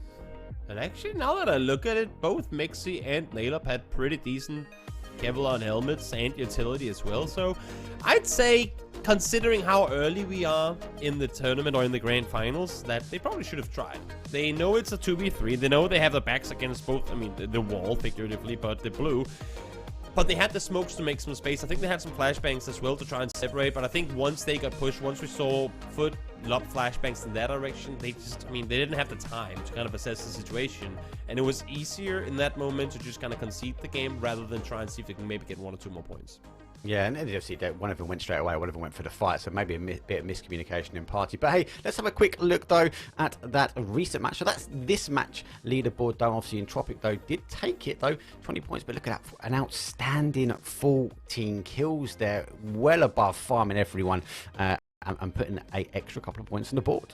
Yeah, I mean, they were essentially in the two right places to be during this game. They were on the west side early when the fights were going on there, and then when the fights were happening to the east and the center of the map, they had the hilltop under control. It's rare that one team gets to be in both the kind of heated areas of a map in the same match, but Entropic pretty much timed their rotation with the... what can we call it? Like with the calamity and the chaos of the map unfolding in a new position, which they then got over to as well. So great game for Entropic. They didn't come out victorious, but still 20-point game is huge. And for Foot Esports to go back-to-back on Miramar and wins, that's amazing as well. Yeah, good points all round for them. Let's have a look though, how has that impacted our overall leaderboard? Because yes, with Foot though, getting those points on the board does actually keep them in the top. 45 points for them, 22 kills, and win or die. They couldn't quite get themselves in towards that final segment this game, unlike the first two, but they got lucky with that emergency pickup into a free compound right next to Entropic, who do take up third place. Leaderboard though is still pretty tight. Even our teams on the right hand side, they have got the capability, and we still have the maps for them to get in, but they just got to make sure they get into these late games. Yeah, that's the that's gonna be kind of the bread and butter coming into both. I mean, obviously the Wrangle games of today, and there's the second matches tomorrow and the day after. Is that yes, you might be able to get a couple of kills early game, but if you can't find placement points, if you can't get into the late game, it's not gonna look good for you in a best of 18. No, not at all. Let's have a quick look though at the stats, because I do like stats and facts. And win or die again. Vard still holding up here as he does get the kills and he does get the damage and he does get the knock. But the same with Leos. So you can always count on its Chris, always count on Leos, and always count on Vard to be put in. But look at the damage though. Look, BBL Michael ripping in at 4th place. Just disappointing. He didn't quite get the kills that he needed. Yeah, it's never fun not getting to get the flushes, but I think for BPL, they were sat out there on the west side for a while, just taking kind of range duels and headshot peeks against both Entropic and Twisted Minds. So, I mean, a lot of info, I think, was obtained, despite there being no flushes coming through. A lot of helmets were broken, a lot of knock timers were set critically low. So I think, even though he didn't get kills off of it, and therefore it didn't reward him points directly, I think the knocks that Mike were able to get and the bleed timers they were able to increase on opponents did help them in the long run. Yeah, definitely. Let's have a quick look though, because I'm getting in my ear. The game is getting ready. These teams are eager for a wrangle. But if we have 2 minutes though, we do want to talk about our fantasy picks though, because I don't think I'm doing as good as everyone else, because despite some of my guys are getting the damage, we're just not getting the kills really. But there's a couple of your players though that are racking it in at the moment. I mean, I was a little sad that T-Bone didn't survive the last Miramar game that they won, but outside of that, yeah, it's been alright so far. It's not too bad, but you know what? It's going to be even better. It's going to be the Erangel, the OG, the Green Shores. Let's hand it back to Felix and get you guys underway, though. It's going to be map number 3. I'll see you guys in a bit. Map number 4, as we head on over to Erangel for the final 3 matches of today. Welcome back, Felix. I hope you enjoyed your break. We're just about 30 seconds out of Erangel, and I want to ask you very quickly before we get into this one, with Foot Esports now having won 2 in a row, are they going to win a third? Oh, I thought you were going to ask me what I did in the break, because I could have told you I was watching Smash again in his 3K, but talking about Foot, obviously, in your question, come back to it. I'm not sure if we're going to see a third one. At the end of the day, you know, it's PUBG, it's hard to make any kind of prediction. With the right circle, absolutely sure they can. I mean, who are we to count them out? But I feel like, for viewers' sake, maybe someone else should be starting to get some wins now as well. Talking about Entropic, talking about Ascend. Ascend, once again, making it into late game, but not making it in with all 4 and not really in these winning positions. No, it's a difficult hill to fight on, and it will ended up being their hill to die on as well, trying to make the run around. I was a little surprised, not gonna lie, that Ascend did opt to try and take the fight to Entropic rather than wrap down the west side of the mountain and kind of at least try to force a fight between Entropic and Foot Esports earlier, but I guess they just hope that if we can clear the hilltop, we can come out victorious in the fight down below as well, but they're just too slow to it. Yeah. Now, I didn't ask you back. Are you going to think Foot is going to win another one? I mean... I think they could, honestly, with how they were fighting the previous game and the game before that. I'll ask you again when we see phase surprised. One. It's the way that they've come about both these last 2 wins. Of course, the first one, they got to sit in a compound for pretty much the entire game and then win a game there. It's not the hardest game to win. Still not an easy game to win, but not the hardest. Yeah, no. This time around, the way they were backfilling phase and then wrapped into the late game, I like this more slow and calculated Foot Esports than the pedal to the metal Foot Esports we've been seeing previously. I think this roster is, I mean, it's still rather new, but starting to really find their play style and kind of how they thrive together. And I think what we saw from them in this previous game was pretty good. And now with this type of circle, well, I mean, they might get to go out and do it again. Look, they are the closest to the circle center. Now, I don't want to overanalyze anything, but at least in this one, in comparison to what FaZe Clan had in Miramar, there are, I feel like, easier spots to take to potentially get better rotations off of phase 2 and phase 3. So I feel like they are at more of an advantage than FaZe Clan was in Miramar getting phase 1 circle center. But let's see how they rotate. But yeah, then again, a circle that has a lot of water in it, likewise, just as we've seen in Miramar, both of these games, these are not the easiest kind of circles that we've seen today. Really haven't been easy at all. And now, for the first time in what feels like at least a little while, we're seeing 2 teams land in Yasnaya. Again, it can easily be shared between 2, even 3 teams we've seen in the past. And I wouldn't be too surprised if ADR are just going to wrap out East and Entropic are just going to wrap out West, and they'll just be looting together, not necessarily fighting one another. The only issue could be the vehicle situation. Yes. That some of them might not get what they want, and with the circle being this far away, it's maybe time to consider those emergency pickups early on. Yeah, I'm less worried for Entropic at the moment because, by the way, we have 3 teams. We have 2 teams, obviously, sorry. But we have Entropic in there. I'm not too worried about them because Lucarox is the only one that isn't inside the city. And that also means he's got another vehicle for his team. 100 Indiani, on the other hand, the way we usually see these teams playing as Naya, especially if they're solo, have at least 1 player on the outside. 100 Indiani doesn't have that. The only players they have are inside Naya. That means legitimately they can only get so many vehicles, which is 2 at the very max. Now, we haven't seen the cost ones here, but yeah, this might just be a problem, the thing you talked about. And Entropic on the end, we'll at least have another one through Lucarox. Yeah, we'll see if anything comes up early on. I wouldn't imagine there to be too much commotion, especially with, and this is not, I mean, not specifically to the Entropic situation, but just the map as a whole. Seeing how teams are currently spread out, there's a pretty decent spread from the south to the northern side, so I wouldn't expect any of these, what normally ends up becoming kind of heated areas of the map in terms of the rotations coming in. I wouldn't expect any of them to get too heated this time around. With the spacing between the teams right now, I think it should be pretty conflictless with how teams are going to be wrapping into this one. Are we going to see, after all, finally not losing anyone in the early stages? I kind of want to, because we haven't really seen much of them in the later stages of the game. So, yeah, I'm going to be excited to see after all. And by the way, if you want to play in a competitive setting, just as this one, the PGS 2 qualification is now open for anyone. So you can head over, the link will surely be shared by some of the admins throughout the day, or maybe just now as I'm saying it.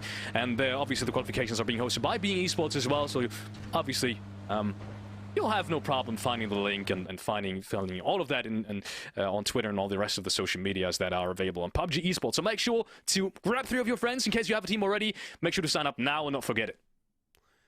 Exactly. Always love to see more tournaments come in. Always love to be able to promote next tournaments as the initial ones are underway. It's always great for viewers to know exactly where to go before, or instead of having to wait until one tournament is over to then find out. Now, win or die, they've been faring pretty well so far. Currently sat in 2nd place, but their counterpart in Foot Esports in 1st place are currently taking shots at them, and you can see here how they're trying to fight or fend them off, trying to force them into alternate spots. HC is just shooting into the air to try and make him sound a little more dangerous than, not necessarily than he is, but make it sound like they're more than just 2 players in that position. Yeah, we see that kind of thing very often in the early stages. So if you're wondering, why is he just shooting in the ground? Why is he not even trying to aim at them? It's literally just to make his position known and make sure he's not getting breached. And if you see someone shooting with both of the guns, that's even better, because that would potentially give 2 separate sound cues to the enemies. That's also a little bit of a trick you can maybe implement to your game. Make sure you shoot both of the weapons, so they might just think, oh, it's 2 players, while in the end of the day, it's really only you. But yeah, in this case, there were 2 players anyways, and they will not be breached in this one. Here's your after ult. So far, no casualties. So far, so good. But so far, wrapping straight up towards Exalt and maybe Ascent as well here. So not completely out of harm's way just yet, but seems like with their pathing, which is very good, I should add, they should be able to stay alive. I've never seen Ascent center up that early on this specific circles. Now, sure, they are on Primos. They've had, I want to say, some of the I think only Foot really had a closer rotation path, and maybe Exalt, if I remember correctly, from the draw spots themselves. But still, they were one of the only teams really centering deep together with Foot that early on. And that's, I want to say, not really that usual for Ascent. I would have expected them maybe to play something a little bit more edge-heavy, maybe Quarry Hill or something like that, where they can get a lot of information, but they will be centered up as well. I mean, they were one of the first teams to jump out of the plane, and I think once they saw the circle and they saw there was no one jumping with them, I think they're like, you know what, everything is up for grabs. If we go early enough, we might as well claim it. Then it doesn't matter whether you usually play one position or another. When you have pretty much guaranteed info that it's free, then I don't see a reason not to take it. The reason being them not feeling that comfortable in the circle center, and I'm not sure on where they are in that regard right now, because I feel like it's been working well for them playing circle center, at least when they do it. But I have heard of cases where they legitimately didn't wanna, because they're just not used to it. They want to play on the edge, they want to play proactive, and when you when you play that playstyle for pretty much not only 1 year, but 2, 3 years, you get used to it. And you make silly little mistakes when you do play circle center, and make silly little decisions that you usually wouldn't, because you're in positions you aren't used to. So, especially in phase 1, where it doesn't really necessarily mean a whole lot, I could see Ascent still not taking it. But at the end of the day, you're completely right. I mean, just based off of logic and the most obvious choice, they would take it. Yeah, and also, I mean, what is center phase 1, come phase 3, might be, if not completely edge, then maybe even not inside the circle. So I think for this situation, it makes pretty good sense for them to be where they are. And speaking of making sense, most teams are trying to find a little land to call their own. It's only Entropic, Betfix, and ADR who are currently wrapping into the circle still. And for esports, not a wide two-way split, a pretty normal two-way split, but one that other teams might look to punish, especially come phase 2. If we are going west again and there's only so many spots available, I'm just looking for those emergency pickups and kind of trying to force fights with some of these split positions. I think with emergency pickups now being a thing, Felix, it's forcing splits to group up much earlier, especially like prime position splits. Yeah, that's a very interesting point, yeah. I can't really say too much about it, because we've only seen so much. The sample size just isn't big enough to see whether or not teams are really, like, percentage-wise just not going for a split as much anymore. But it's so true. I really didn't think of these kind of big implications that emergency parachute is going to bring into this complete, like, competitive meta. But that's a really big point. Yeah, we'll see. I think first 2 phases probably less so. But the deeper we get, like phase 3 and phase 4 especially, because after that emergency parachute isn't really viable anymore anyways. But I feel like especially phase 3 is probably the phase where we will probably have seen impact on how many 2-2 splits or 2-1-1 splits are being played, yeah. Well, let's see now. As BBL starts grouping up towards the hospital. Rustin Michael joining forces with the rest of the team. As everything else is still pretty quiet again. I mean, plenty of space to maneuver here in this first circle, so people just waiting for those extra 10 seconds to see where the next one's going to take us. Yeah, next circle is going to come in. It's pretty stacked already. Anything else on the south side is pretty stacked. I'm still surprised Entropic is playing that far out on the eastern edge, as the next circle is going to shift. It's an okay shift, I want to say, for most of these teams. Everyone is already inside this next circle. Now is where, though, we might see some of these split positions being kind of grouped up on. Yeah, Exalt may be inside that swamp area, might just group up. I mean, they have a pretty big split from the southern side of the swamp area towards that northern observatory hill. That's all Exalt, but unless they get breached, apparently, they don't even want to group up. Yeah, no, I think they'll be all right for now. Unless, of course, if somebody do come up close to them, they have to be ready and waiting. And speaking of getting up close to someone, Putt full on pulled up on now by DA. Wow, that first frag is not going to go the way of Hakatori. Somehow he's not going to get that immediate turnaround, but it's going to be Pin opening things up. Mitralios goes down. Headshot to put him to the ground, but no further knock so far. Yep, so far DA has been pretty successful in their initial fights today, but first knock going against them. And now you can see they have to regroup. I like the idea from DA, and also, I mean, they're committed to the push, was pretty good. They called the bluff. They saw a team in a split. Issue is they haven't really been able to fight off a whole lot more. After the first knock came through onto them, they haven't been able to find anything else. Yeah, and that's the problem. The more they wait, the more potential is there for Pot to potentially group up on this compound. Now they have a 4-on-2 situation, or essentially a 3-on-2 situation with Mitralios bleeding out. But the further they wait, the more the disadvantage they're going to be, and I feel like that's kind of a problem for them right now. Yeah, a bit surprised that they didn't up to aggress harder early on. Yes, Nade. same. But, it's as if, as the first knock came through to Mitralios, saying all the air just went out of the balloon, and now they just sat in each their building without any real chance of kind of covering each other. Oh my goodness. Oh, Hakatori's gonna find this one. I thought Colt Marco was gonna have that angle for sure. But that's another knock going the way of apart. And that's only 2 players now essentially left alive for DA. And one of them is stuck in that building. Oh, Hakatori! Can you believe it? Finds another headshot. The M249. It's Chris, I feel like, has made it viable in competitive play. And suddenly, Hakatori is jumping on towards that train. Liren gets flushed out as well. That just means 1 player left alive for DA. Yep, Levante should be able to stay put as well. As I say that, though, Hewitt is able to find him with the molly and might be able to get the flush on him here as well. So, none of these confrontations have gone without casualties on both sides. Yeah, Hakatori pops the nade together with that damage. That might just be, that might just be the end. Wow, I gotta say, man, DA, I feel like that could have gone very differently if they would have aggressed that building immediately, maybe with a couple of flashes, a couple of nades, but they were really stuck up with that first initial knock on Mitralios. I'm not sure on why they were that passive, because that doesn't seem like typical DA play, but as I said, that could have gone differently. Yeah, sure could have, and sure should have. And yeah, should have. Well, we do what we can to compliment them when they play well. This time around, not quite the case. But things quiet down a little bit again. I mean, we pretty much had all the teams, with the exception of DA and 1 or 2 others, already inside this phase 2 circle. So what we were saying before, the teams were just waiting for the next circle to pop, is effectively what's happening again here now. 15 seconds to go, so we'll see where they're taking the next. Owls with a pretty good 2-2 split, very decently inside that current safe zone. And in terms of, I want to say circle patterns, I still feel like this could end legitimately anywhere. I don't see especially, maybe not down south, but other than that, I feel like this could have gone anywhere. And it's going to go hard west. AAA, I mean, if we're talking about good positions, these guys are the ones right now. This is a very interesting area to go towards, because look at how much we're shifting out of. Hospital, Gatka, the entire southern side with the gut compound down there as well, now completely out of play. And all these teams, look at how many of them coming from the east, have to find a place to play around. But all of it, pretty much, is just open fields and swamp.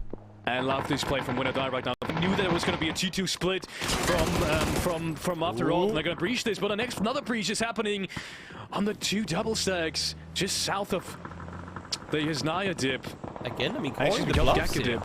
Calling the bluffs, similar fashion to what we were just saying with After All. The difference is that Oculus weren't, ready for it. Oculus weren't ready to reposition. And now, Weston trying to defend here alone. And only now are the teammates coming in to help. It's just simply way too slow. Oh, he pops out the nade. Naylor was gonna use that to his advantage, and yeah, I was confused for a second. I thought that there wasn't a split going on from Oculus, but there was, and that makes the breach from Entropic now really well executed. There is one down. I think that's Mexi, but they do have the compound under control. I don't even think this is worth it anymore for Oculus. Nah, they have to back off. They already have the position. Issue is they had the position. Now they left it to go and fortify. And because of it, Howler's wrapped up behind them, and ADI's come under the hilltop too. Honor thinks this is still safe, but look at this. Howler's just claimed it. Yeah, I mean, that was just poor execution from Oculus there. Unfortunate. I mean, both of these positions were just immediately taken. These teams right now are playing this circle so incredibly fast, and I love it. Look at Push right now, trying to find an open spot inside that open field. This is, I might just be 1 or 2 circles too early here, with pubg having an angle, Foot having an angle, and AAA having an angle, but they are alive for now. Yep, Fex up close here, full face. Trying to fend off against Pot on their push on forward. Correct, he has the angle down below, but he's currently being suppressed by Hagatori. So we'll see how much FaZe opts to commit to this fight, or whether they're going to try and see if they can back off. Because if they do, either take out Pot altogether here, or at least just force them to go the other direction, they have a lot of space to wrap on that southeast side. I was scared for Fex there for a second. Because, I mean, in these recent games, the problem for FaZe has not only been circles not being perfect for them, and then playing very hard edge, but also they always somehow lose the first entry on these edge fights. And, man, if Fex would have gone down immediately again, that would have just not started off this round well for FaZe, I think, for the third time in a row now, essentially. So, yeah, good that Fex made it out of there alive. Also, I mean, they know that they have Hagatori in the compound behind, so... And now he's in the blue. So it's just a matter of waiting him out. Once they see him on the move, they can then start taking the fight, because... Well, I mean, they know that there's going to be one player less, and they also know that there's already been one casualty in the team. So wait a little while, make a 4v3 into a 4v2. That other nade didn't just get the knock they wanted. And now he's getting shot in the back from Ferris, so that actually kind of forces him to push this rich line. Now, James has already opened up a very wide angle. Levante on 1 HP, but he's getting shot in the from very far back, actually. Who is that? That's Twisted Minds, so they can't quite 100% make this fight work. Unfortunate for them. FaZe really would have loved to take this fight, but it's just not isolated enough. Yeah, nope. They come over, they at least get one. As I say that, the flush does get stolen. So, with Correx still being, playing the backdoor position down behind, they were pretty safe throughout all of it. Now, Mix is able to find one who gets the point. Ivers able to claim it for Entropic. You gotta be fast here. All these sharks in the water. They see blood. They see knocked players. They will try and claim the points. All the sharks in the water. I see what you did there. I like it. Yeah. Face down. I thought they were gonna get the flash, actually, but they are not, apparently. Face down. Still, though, it's not exactly a great kind of edge. I mean, Exile is still pretty, split apart in that swamp area, so they do have an entry over that southern side, but doesn't look like FaZe is gonna go for it right now. But I mean, surely they're just restocking vehicles. They have to, right? There's no way over the western side, eastern side. They aren't that much in a hurry. They circle just shifted towards them as well, so they can play it a bit slow and allow for action to unfold elsewhere. Yeah. And, somewhat same thing is the case for Afterhold here. They have fully grouped up on this center position. T-Bone is out in the open on his own, and not exactly in the position to get rest right now. Beamy is trying to make the run-on up to get him back on his feet, but I don't think he is fully committing to it just yet. You can see Eden here is looking to try and see where is that person they're gonna send for the rest. Now the smokes are there, but where's the person who's going for the rest? Yeah, this seems kind of like a trap to revive him right now, because BBL is rotating up on towards that eastern side as well. Now that fight between BBL and Twisted Minds might just potentially happen before they get a vision on towards Foot, because the sidelines I do think are there. So unless that doesn't happen, though, Foot is in a big trouble. Yeah, I think for now, though, they'll be alright. Win or Die has no reason to leave, given that they still have the compound in play. And for BPL, it seems like they're fully committed to the east side now, which they rightfully should, because as you can see here, Twisted Minds is right next to them. So Foot should be able to get the reset and take the next fight. Issue here for BPL is, though, they're going to be visible on multiple fronts, and now Batoon's able to find Clip early. The question is, do they expect Smash up there? Oh, the support from Wave way further back actually is there. Not only from his teammate, but from Entropic in the distance as well.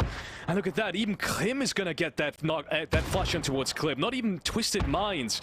Twisted Minds, they still do have that edge, though. In their backs, doesn't even matter, though. Michael brings things back. Smaru's there to trade things out, and they will be eliminated. BBL just did not think hard enough about this fight. The ridgeline worked hugely in favor of Twisted Minds, and they will be shut down. Twisted going out with this S4 man strong as well, and I do believe they have vehicles to rotate off.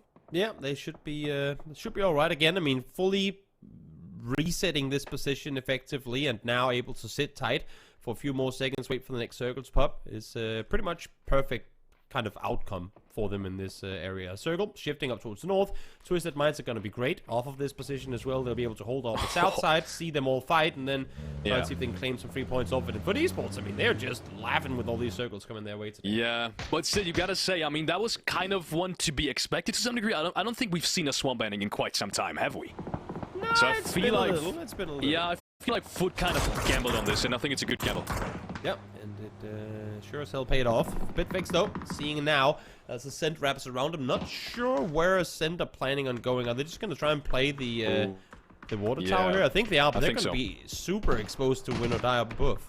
Yeah, they have to. They have to be ready to immediately smoke this, especially since Watt is still that far open and the angles are pretty good. Nades are coming out as well. But the good thing is, Winnerdie can't just like the plateau on top of the ridgelines that you see Winnerdie's playing are pretty big, so they have to almost show their whole body if they want to shoot down on ascent. And that means from the distance there is support. So far, it's only really one knock I see that I see could get potentially flushed by Vart here. Oh no, okay, Rescue just died. That's Ascent in big trouble. I don't think he heard the vehicle being on fire. But that's an SKS for you. Straight to the dome of Extends. The fight's happening on the southern side now as well, as the observatory is starting to get cleared out. 3 teams fighting down there, as Foot still trying to maintain full control of the north side. But the more the zone moves, the more free room, the more space Ascent is going to have. But looking over towards that southern side, FaZe Clan is going to have to fight themselves. How they already are. They've been so clean on these fights. I mean, they have almost won 2 games as well. They did have the chance in the second one as well, but it didn't just quite happen. In this one, they're going to be successful as well, man. They are just clean on these edge fights. I'm not sure how clean they are doing this, but man, it's incredibly clean. Yeah, sure is. Now you can see here for esports with Ascent already down and out. Don't want to deal with even more teams. Only 2 kills so far, but plenty of damage already, and now much more space obtained from the Foot squad as they just continue the onslaught up in the north. And don't let yourself get tricked by the good position Foot have. They have only secured 2 kill points, unfortunately, for any Foot fans so far in this round. That still places them with 15 points, or excuse me, 14 points above the second place right now. And Winnerdie, they're about to be eliminated. I'm telling you, I don't think they're going to have a great game this one. Sure, they are in the circle right now, but as a 2-man down in Water Tower, I mean, Foot has to have an angle on this eventually. You'd have to imagine. 80, I think he caught a glimpse. Yeah, sure did. Caught a glimpse of the team down below. Spray comes through, no knocks though, but plenty of damage, allowing for them to wrap further back behind. But as you can see, it's Twisted Minds now peeking on over the side. They have to be ready for this. Somehow he made it out alive just barely, but T-Bone instead was the one to fall and get dropped and get it flushed immediately as well. Twisted Minds now may just play the Uno reverse card on this one, because they do have a big ridgeline and they do have the high ground as well. And look, they have big support from all the way back with Perfectix. Yeah, also, Perfectix so they can do the push. He's tasked with looking the other direction, so I don't think Twisted Minds is going to fully commit to this push, simply because they are only fighting at a single man. Unless, if not, come in from the other side. But even then, I think it's going to need 2 marks for them to give up this position, especially with this circle. Flashes, especially coming out against Fitbigs. Not just yet. After all, it's going to have to try and defend that compound. But yeah, After all, and Bitfix both have to move, so I'm not sure who and where especially they're going to go from here on out. I don't see a way, really. No, it's going to be a... I would hope to see Bitfix try and make somewhat aggressive push up the hillside, but it's just not really possible with the ball they're now sat in, and because Winnerdie were able to kind of maintain control of that west side earlier. I would have loved to see them try and take a fight earlier, but right now I think they just have to wait it out. I think so too. One more nade comes in. Winnerdie from the back lines have arrived as well. They want to find points, and so far they've only found a knock, unfortunately, as Ironic is going to pop out a nade that might just do it. It looks like it's pretty well thrown. Goes far enough, and Gucci goes down. Winnerdie is eliminated in 8th place, and that means, for Foot at least, it's only really Entropic and Twisted Minds in this round to worry for in terms of still finishing in 1st place after this game. Yeah, it's very good for them. Clip tries to peek up and over. After all, coming off to a pretty tough start today. Sure has turned things around in this game. Good 7 kills. No casualties so far, and just take us left to find down below. Can't quite get the angle behind that US though. Yeah, I mean, he's just waiting for his teammates at this point. Doesn't even need to. Ibaku finds both of these players. Bitfix Gaming eliminated in 6th place as well. And after all, I really like this. They kept their composure. They waited for the right moment, and then they strike. And Fitpix, they're out. Yeah, down they go. As Foot try to stay alive in what has now become a much more clustered area. And you can see here, Lou and Sparrow Rosa making it look easy. Look at this. Falls there in the end.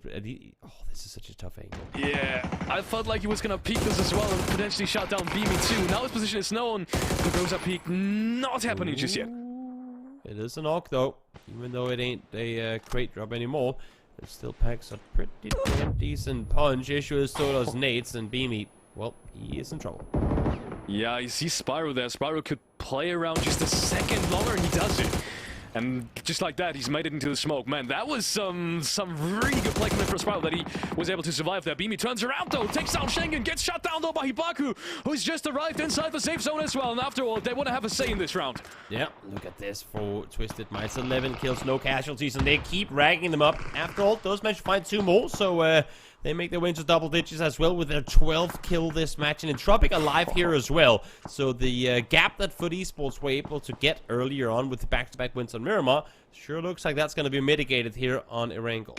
This is completely absurd. We're having the 4th game right now. We've only played 3 games, and despite one team, Foot, having back-to-back wins, they're not sure if they are going to finish one after game number 4. How crazy is that? And that's mainly due to Twisted Minds just getting kills after kill after kill. And look at the amount of space they've taken now as well. Perfectix is still back towards the antenna, over towards the east side, and making sure that no one is wrapping up in that direction. I guess they're really, benefiting off of Entropic playing this one a little more slow. Because if Entropic wanted to, they could wrap up east and take full control. And the only reason Twisted Minds is allowed to play the way, like Northwest Ridge the way that they do is because Perfectix is currently being completely uncontested. Yeah, definitely. I was kind of skeptical of the rotation that Push and Shoot was doing. I mean, they were here phase 3. Let me remind you, phase 3. While Bitfix was still on the western side, but after all, still had that 2-2 split, and they still are alive in phase 7. Somehow that car fort really paid off, but only in terms of placement points, because as you can see, they're still with now 11 points total in 13th place. I'm not sure if it's worth it after all. Well, after all, it does fall, but what a hell of a game. They pretty much jumped 15th up to 7th off of that performance there. Solid performance from them. And now, Entropic and Twisted Minds, last 2 teams are left alive. 16. One with 16 kills, looking to go into the 20s. And the other, Entropic. Now, they went out to blue in the previous one in the 2v3. Now 4v4. Not expecting that to happen again. Entropic has got a little bit of an advantage with the angles they have, but as I say that, I'm not so sure anymore. Both teams are kind of switching around the players. Everyone's taking angles at this point. And at this point, it might just come down to who's going to get the first knock, and I feel like it is. Both teams still have a lot of time. I mean, Entropic can make it safely inside the next safe zone with 4 men up in the next 40 seconds. But Perfectix, though, that's a really good nade, because Nadeup is all out in the open. Matunans doesn't expect anyone to the left, and he gets shot from Ivers to the right as well, so his position is known. Yeah, perfect nade, but do they know? I don't believe that they do. But I think Perfectix thinks he's the furthest flank player right now. They don't know that Lokarux is set over there. If they did, I don't think Batulans would be playing so aggressive right now.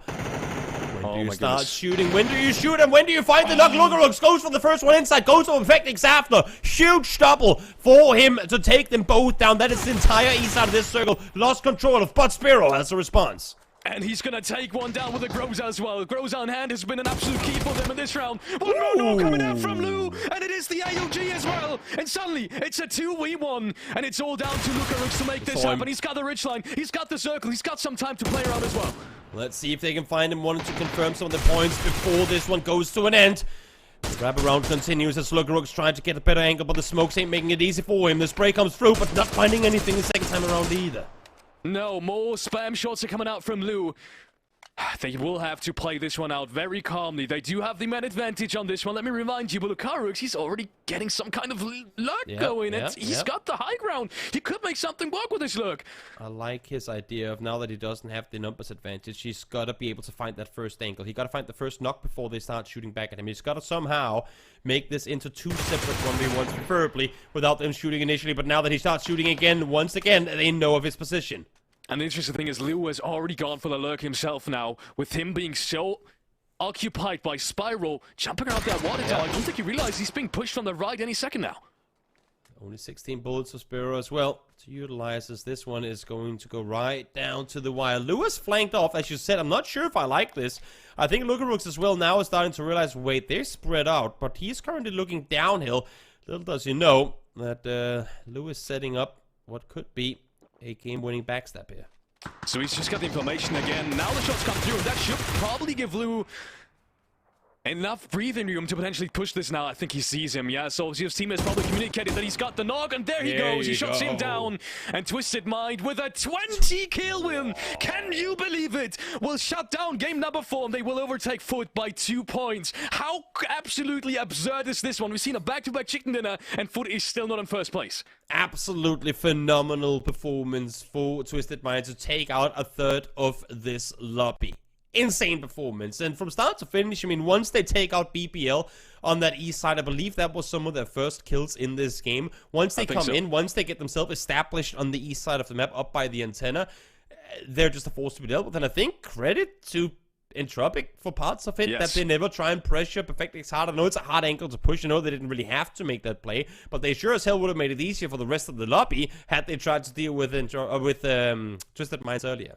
Now, Twisted Minds, I don't want to take away anything from them, but I feel like Entropic has had a little bit of a harder path going into that late game area, though. I'm talking about their push, their breach onto Orcles. Sure, Orcles had some kind of support from the surrounding teams, but then also making it out of there as a 4-man, even though Maxi was dropped early on, going all the way into the late game area and still finding all of these frags. Man, that's crazy. Very crazy indeed. Now I'm going to go take a short break. I will let you, Felix, join Mark, and then break down exactly what just happened there. Chief Alex is also going to be thrown to a break because that was a crazy game. But I think I've still got Felix on audio. But I'll tell you what we're going to do. Let's have a quick look at the highlights that actually happened in that map, because it was a crazy match number 4. So obviously with that zone pushing very much on that western side, this was the first sort of part where we got to see obviously the defense happening up. Pod obviously fully up, and a massive shout. Yeah, the M249 from its Chris seems to be open the doors now for everyone to go through. And obviously Pod on the defense, DA just weren't ready for this. Hackatory, there's some good shots down initially, then gets the knock into the building, but then the util.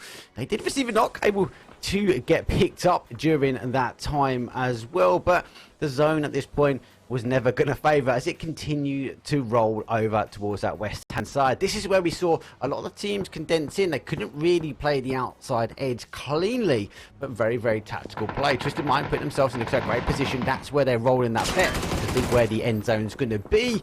And Entropic and August, though, August had that slight split as they had that individual in the compound, and then this is where we saw Entropic, I think, identify the solo and start pushing in. Weston, unfortunately, does cook that nade, and the good sound cue though was enough though for Entropic to come rolling in. Obviously FaZe Clan were holding the outside, but the Sharks were in the water because Entropic at that point was store farming as much as possible. Now on the southwest side, we did see after all, and actually they were really controlled from my point of view. They held an area nicely, they timed the rotation really well, and talk about the good rotations actually came in from Twisted Minds. This is where we saw these sort of two powerhouses come to clash here. BBL were holding this neck of the woods, they were eager to take on Foot Esports, but obviously with Twisted Minds rotating into that northeast corner, that eventually put them down and out. Now with the nades, Twisted Minds had that ridge line well. Obviously Smash goes down the nade, wraps his way around, but it's just too much though. So he does take the knock, but we do see the confirm done and dusted. Now Ascend, they were on that southwest side and they had to push all the way up in towards zone, and surprisingly they survived here for quite some time. I really thought that Winnow Dyer was going to get punished here, and with Foot having the gas taken off them from BBL coming in from the east, they were able to focus their attention back over now towards the teams descending down. So Ascend did hold the line for a little bit, but eventually Winnow Dyer did play and they went out soon after that. And this is what I was talking about, the good play from After All. Very controlled. We know After All as a team, they like that mid to late game. They don't really want to get involved if they can early doors, and this is where we saw them sort of go from 2nd to 5th to 6th gear as they started sweeping in on that west hand side. It was a little bit too much though, as they did lose numbers going in. It become the focal point though, as Entropic and Twisted Mind just held back as much as possible. Now this is when the guys go down and out, and it opens up really. Then it rolls out as Twisted Mind lose some, and Tropic then lost some major numbers, and then we got to see an outstanding 2 versus 1. Obviously, I'm always going to back the underdog at this point, but I did get it wrong because Luke Rocks on the hold 9 kills. But look at that, Twisted Minds. Wow. 20 kills into a 30-point game. Insane game for nothing left. Anyway, now let's take a quick break because despite I've been sitting here watching the games, I'm also entitled to a little cheek break. But I tell you what, we're going to throw ourselves over towards the action replay. If you don't know already, it is up to you guys to get your team involved. PGS is open for qualifications, and if you want to see a bit more, here comes the VT about it.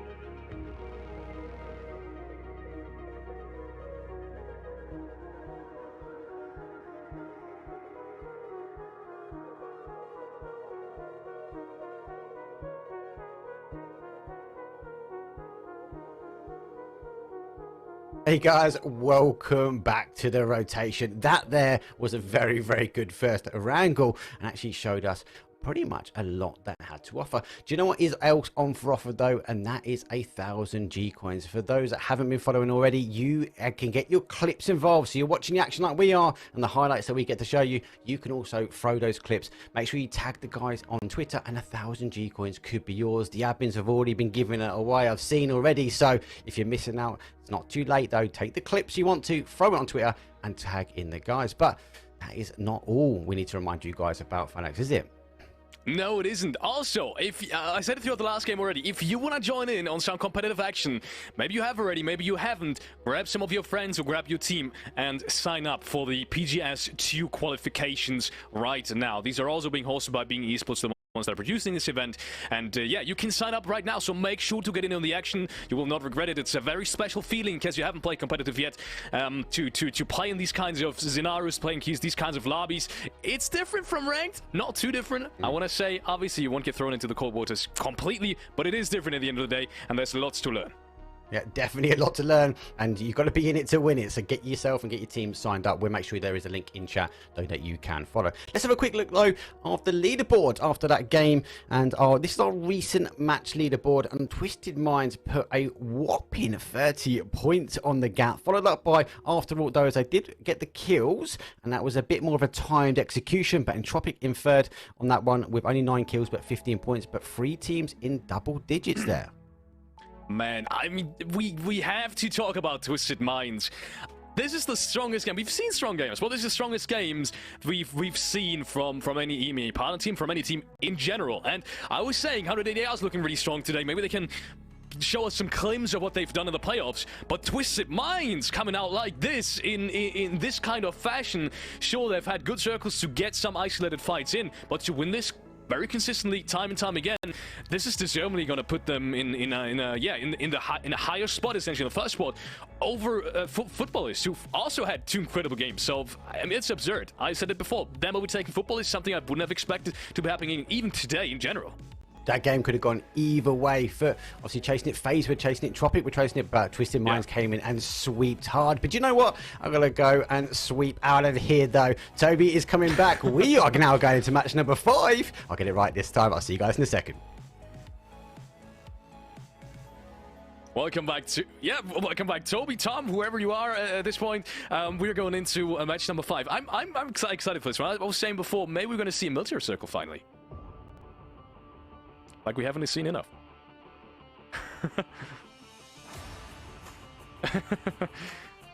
Yeah.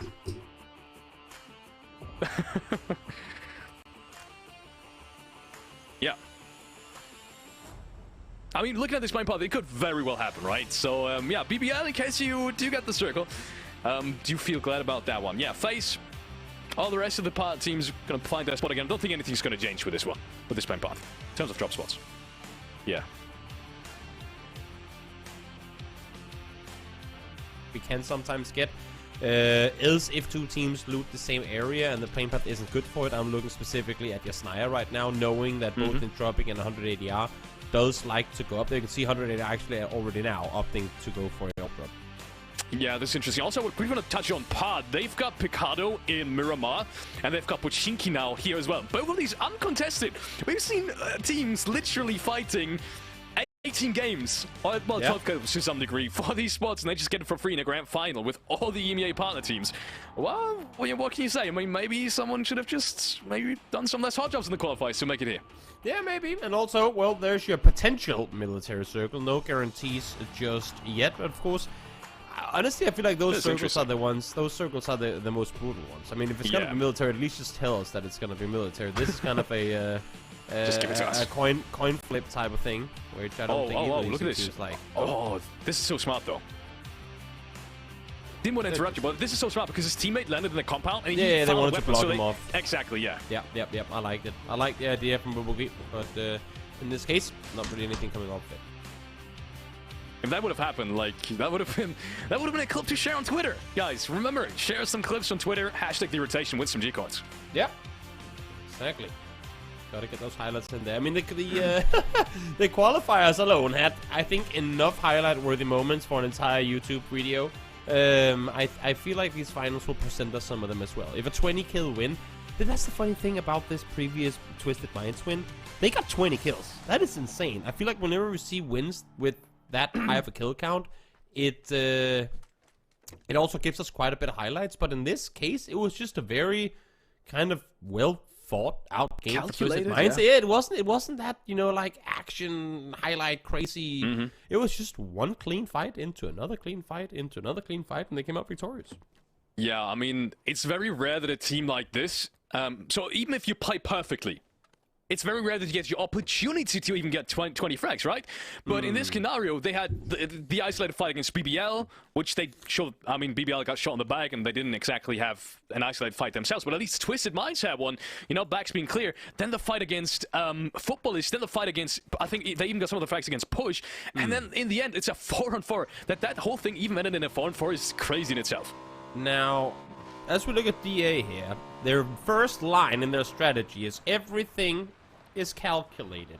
And now I'm not one to meme on teams, but I will say this, that I think, maybe not today, but sometimes DA has to look at their calculator and see if it's broken or not. Because if all their plays are calculated, then I don't know what type of math they're utilizing. Because sometimes it doesn't exactly look that calculated. That's quite the contrary. Sometimes it looks like they've taken a ball and thrown it somewhere on the map, and they go, "That's where we're going." And sometimes it works out for them. Sometimes it doesn't. Today has actually been surprisingly effective in comparison to previous tournaments. Everything is calculated, precision, and quiet and calm. I mean, they didn't say that it was the right math. They just said calculated. You can do the math. Like, I mean, 2 + 2 = 5. That's still a calculation. It's just not a technically good that's literally me at university right now. Yeah. There you go. Just let me through, please. Let me through. I know I can't do math. Just let me through. Anyways, Ascent gonna start Primos again as the next circle is still up for debate. Look, Ascent is one of these spots right now where it's really interesting because they have got one of the easiest rotations or possibilities to get a rotate down south as much as they can up north. Same goes for FaceTime right now. So I'm especially interested looking at both of these teams because the rotations for them are as I said, no matter what shift happens, both very open. After all, to some degree as well, but I want to say they have to make a boat rotation, so they have to leave their cars in the spot they are at right now. So not just as much as FaceClan and Ascent. I do like that Hibako leaves here early as well. He's probably barely even heard those vehicles come in. He's already driving away. And Daniman obviously up on the hillside saw them coming in as well. I like this. Don't fully commit to spots you aren't planning on trying to hold anyway. So him getting out of there, not just as they pull up, but in good time, is a very smart play. Because now, look at this. Had all FaZe players been on like Hibako there, that would have been a dead Hibako. Yeah. I feel like FaZe kind of knew this, the way they rotated here, as 4 men strong as well. I don't think there was another reason for them to not be more split and to leave their original positions unless they wanted to bully Hibako out of their position. So I feel like that was a calculated play from FaZe coming in. Good early game. Yeah. Smart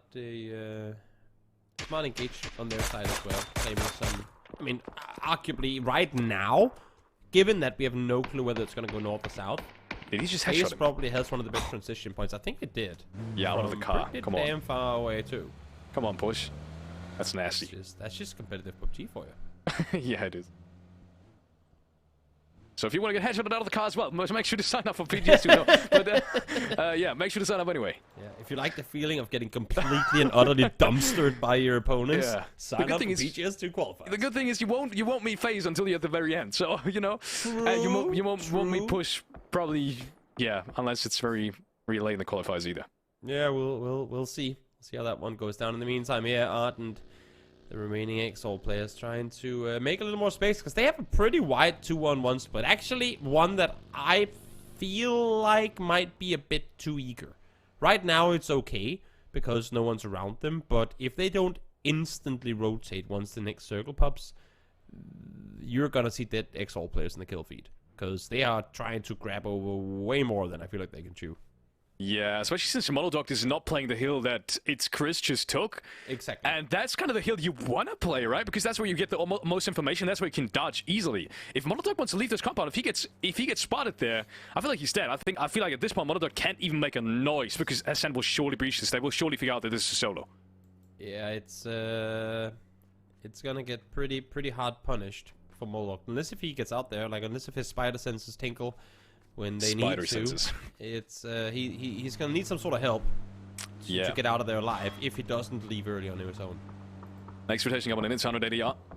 180R and win or die. Both these teams making it through the last day. I think we're gonna die. Yeah, they made it into the last phase as well, but let's not talk about that anymore because they might just see another breach face clan. They're not even waiting for the next phase. They're breaching this one in. First one goes down. They're not having as much support as you might think. James correctly trained things out, and despite that looking super aggressive, it works out perfectly. They bullied them out of the spot early on, and they're bullying them out of this one again. If this is a high school, then FaZe Clan are the best basketball team. I'm not sure where that analogy just came from, but FaZe Clan anyways, getting two knocks immediately. Yeah. Well, say High School Musical reference. They have a basketball team there as well. Yeah. That's and that's a good thing for FaZe in this particular case as well, that even though one got knocked and it for a brief moment looked very, very dangerous, it's still 3v2. They saw them in the split, they knew what they were going into, and while it looked hectic, they get 2 kills, no casualties. I mean, that's the perfect scenario. And not only that, but they have a, like, literally the shortest rotation path across now, should they want to go for it, if this next circle goes south. Only issue could become if the circle goes north. The position they had just before has now been taken, so their fight on land, so to speak, could be could prove to be pretty difficult. But at least then they know that there's only 2 in the double bounce above them. I love this early game for FaZe. Once again, I just gotta say, man, that's just the calculated aggression you want to have as a as a team that's completely prepared for what's happening in this lobby. And then after all, they think they can do these splits. They won't do these splits anymore because that's exactly how you push these teams out of it. And you wouldn't do this kind of stuff in a best of 6 because it's, at the end of the day, sure, it's kind of safe, but it also isn't. Not exactly in phase 1. Now, in a best of 18, as we're having right now, FaZe Clan can easily do this. And wait, are they? Wow, this is even more thought out than I thought. Yeah, they're already now setting up the... we're getting a replay here of the pull-up as well. They're already now setting up their emergency pickup, just because, I mean, having to jump in the water now would be terrible if this next one swings south. If it goes north, I mean, if it hard shifts north this next circle, they're going to have a really, really good position to play from too. So I don't necessarily mind this. It's only about the timing. How good is the timing going to be? Or they can just have one attached to it if need be. Let's see. Here comes the plane. Here comes the circle. Disengage, disengage. And they only just exactly got off of it. Imagine had they gotten pulled up. Wow. And then they're like, God damn it, now we have to go back to the same spot again. That was a very quick tell me the odds. There. Tell me the odds on that one. Reddit, do your thing. But yeah, it's also, where's this circle going? That's just the fact that no, right? It doesn't have to. I mean, it doesn't have to, but the next one doesn't have to shift away from water, so... Yeah, no, but yeah. No, it's true. There's definitely a bigger chance of it going north with the center having to be on land. There's a much bigger chance of it going north, but even Exalt are fully committing to the north side now. But BBL still sat down here. I feel like the curse only comes through if there's no one south, and then it goes south. Yeah, BBL is kind of still hoping for it, as you said. They are very much looking forward to this. Are you kidding me? FaZe Clan is even breaching this one after all this in whole loads of trouble. But this breach doesn't look too clean as of right now. Both of these teams still struggling to get any knocks in. I'm saying that, but Fex, look at this. Finds the angle, knows Klim is up in flames, and takes him down. I mean, it makes perfect sense, right? They found the first one, that's what I was saying before. They find the first 2. Now, even if they do have to play into the north side, they know that there's only 2 sat in this position. And with how they're breaching it, it's very limited what other teams can really do to engage. So now, as soon as they can deal with the player up top, which is just it, because Gustav found him with a molly, easy peasy, double bonds claimed, and they have real estate to play around as well. So, smart playing coming through here from FaZe. And it's a teammate as well. Each one of these guys get a frag each. So Gustav, HC, and Co. picking up a kill points. If you got these guys in your fantasy team, this might just be the round to celebrate that even more. And I want to touch on what you just said, because that's, I think, perfect analysis. Them breaching that compound before anyone else does guarantees them the absolute best spot. We've seen this in the qualifier. That's where Venture had that great fight, which they could have very much won. They didn't win the round in the end, but they had a great fight against Navi, and they played out of this compound, because that's usually a good spot in wherever the next zone shifts in case it does go north. And that's the thing, not only are they taking the fight to After All before anyone else can join the fight, they're taking the fight to After All before anyone is in a position to try and shoot you from afar. Yes, we saw a few shots come through from ADR, but had they waited like 1 circle longer until it was confirmed that it was going to go north, then you're looking at a phase where at least 1.5, 2 more teams are looking in this direction once the fight starts popping off. Yeah, man, this kind of analysis is just what I love about PUBG, because you can just, you can set yourselves into the minds of these players, and to some degree at least, figure out what they were thinking and figure out the thinking process behind it. And maybe replicate that as well. That's what makes it so interesting. I know I've said it 3 times now, but make sure to sign up. Even if you haven't played competitive, get your mates in it.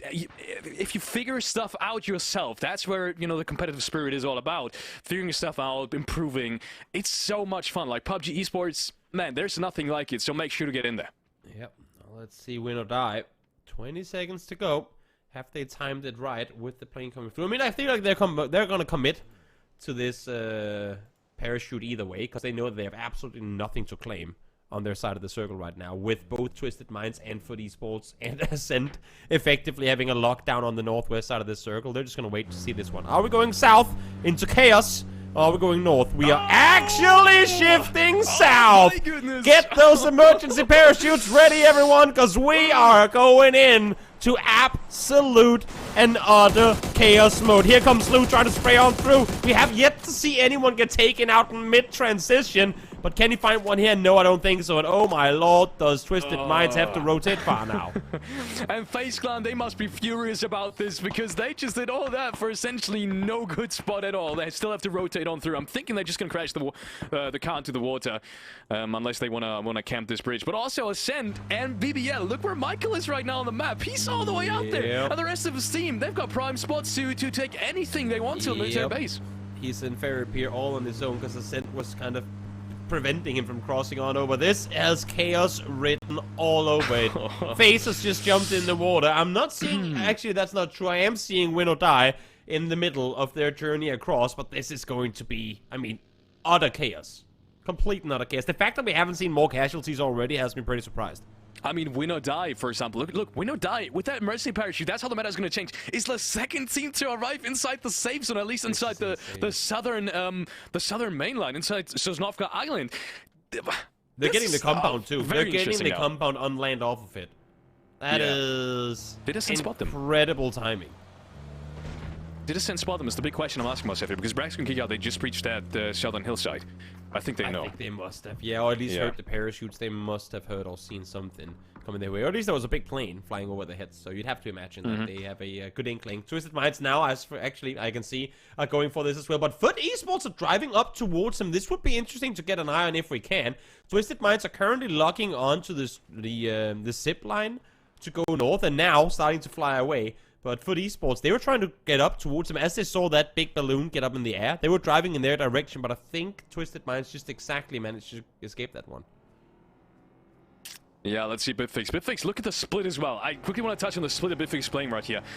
Look, normally I'd say go for it, but at the moment with everyone just rotating on through, and let's not forget, the next zone is phase 4. These guys need to hurry up to get inside of it, especially DA, especially Howl, Twisted Minds especially as well. I'm not even sure they can't heal if they're flying up right now and it doesn't happen fast enough. So playing that split from Bitfix, not going for any position whatsoever as a full foreman is going to be dangerous.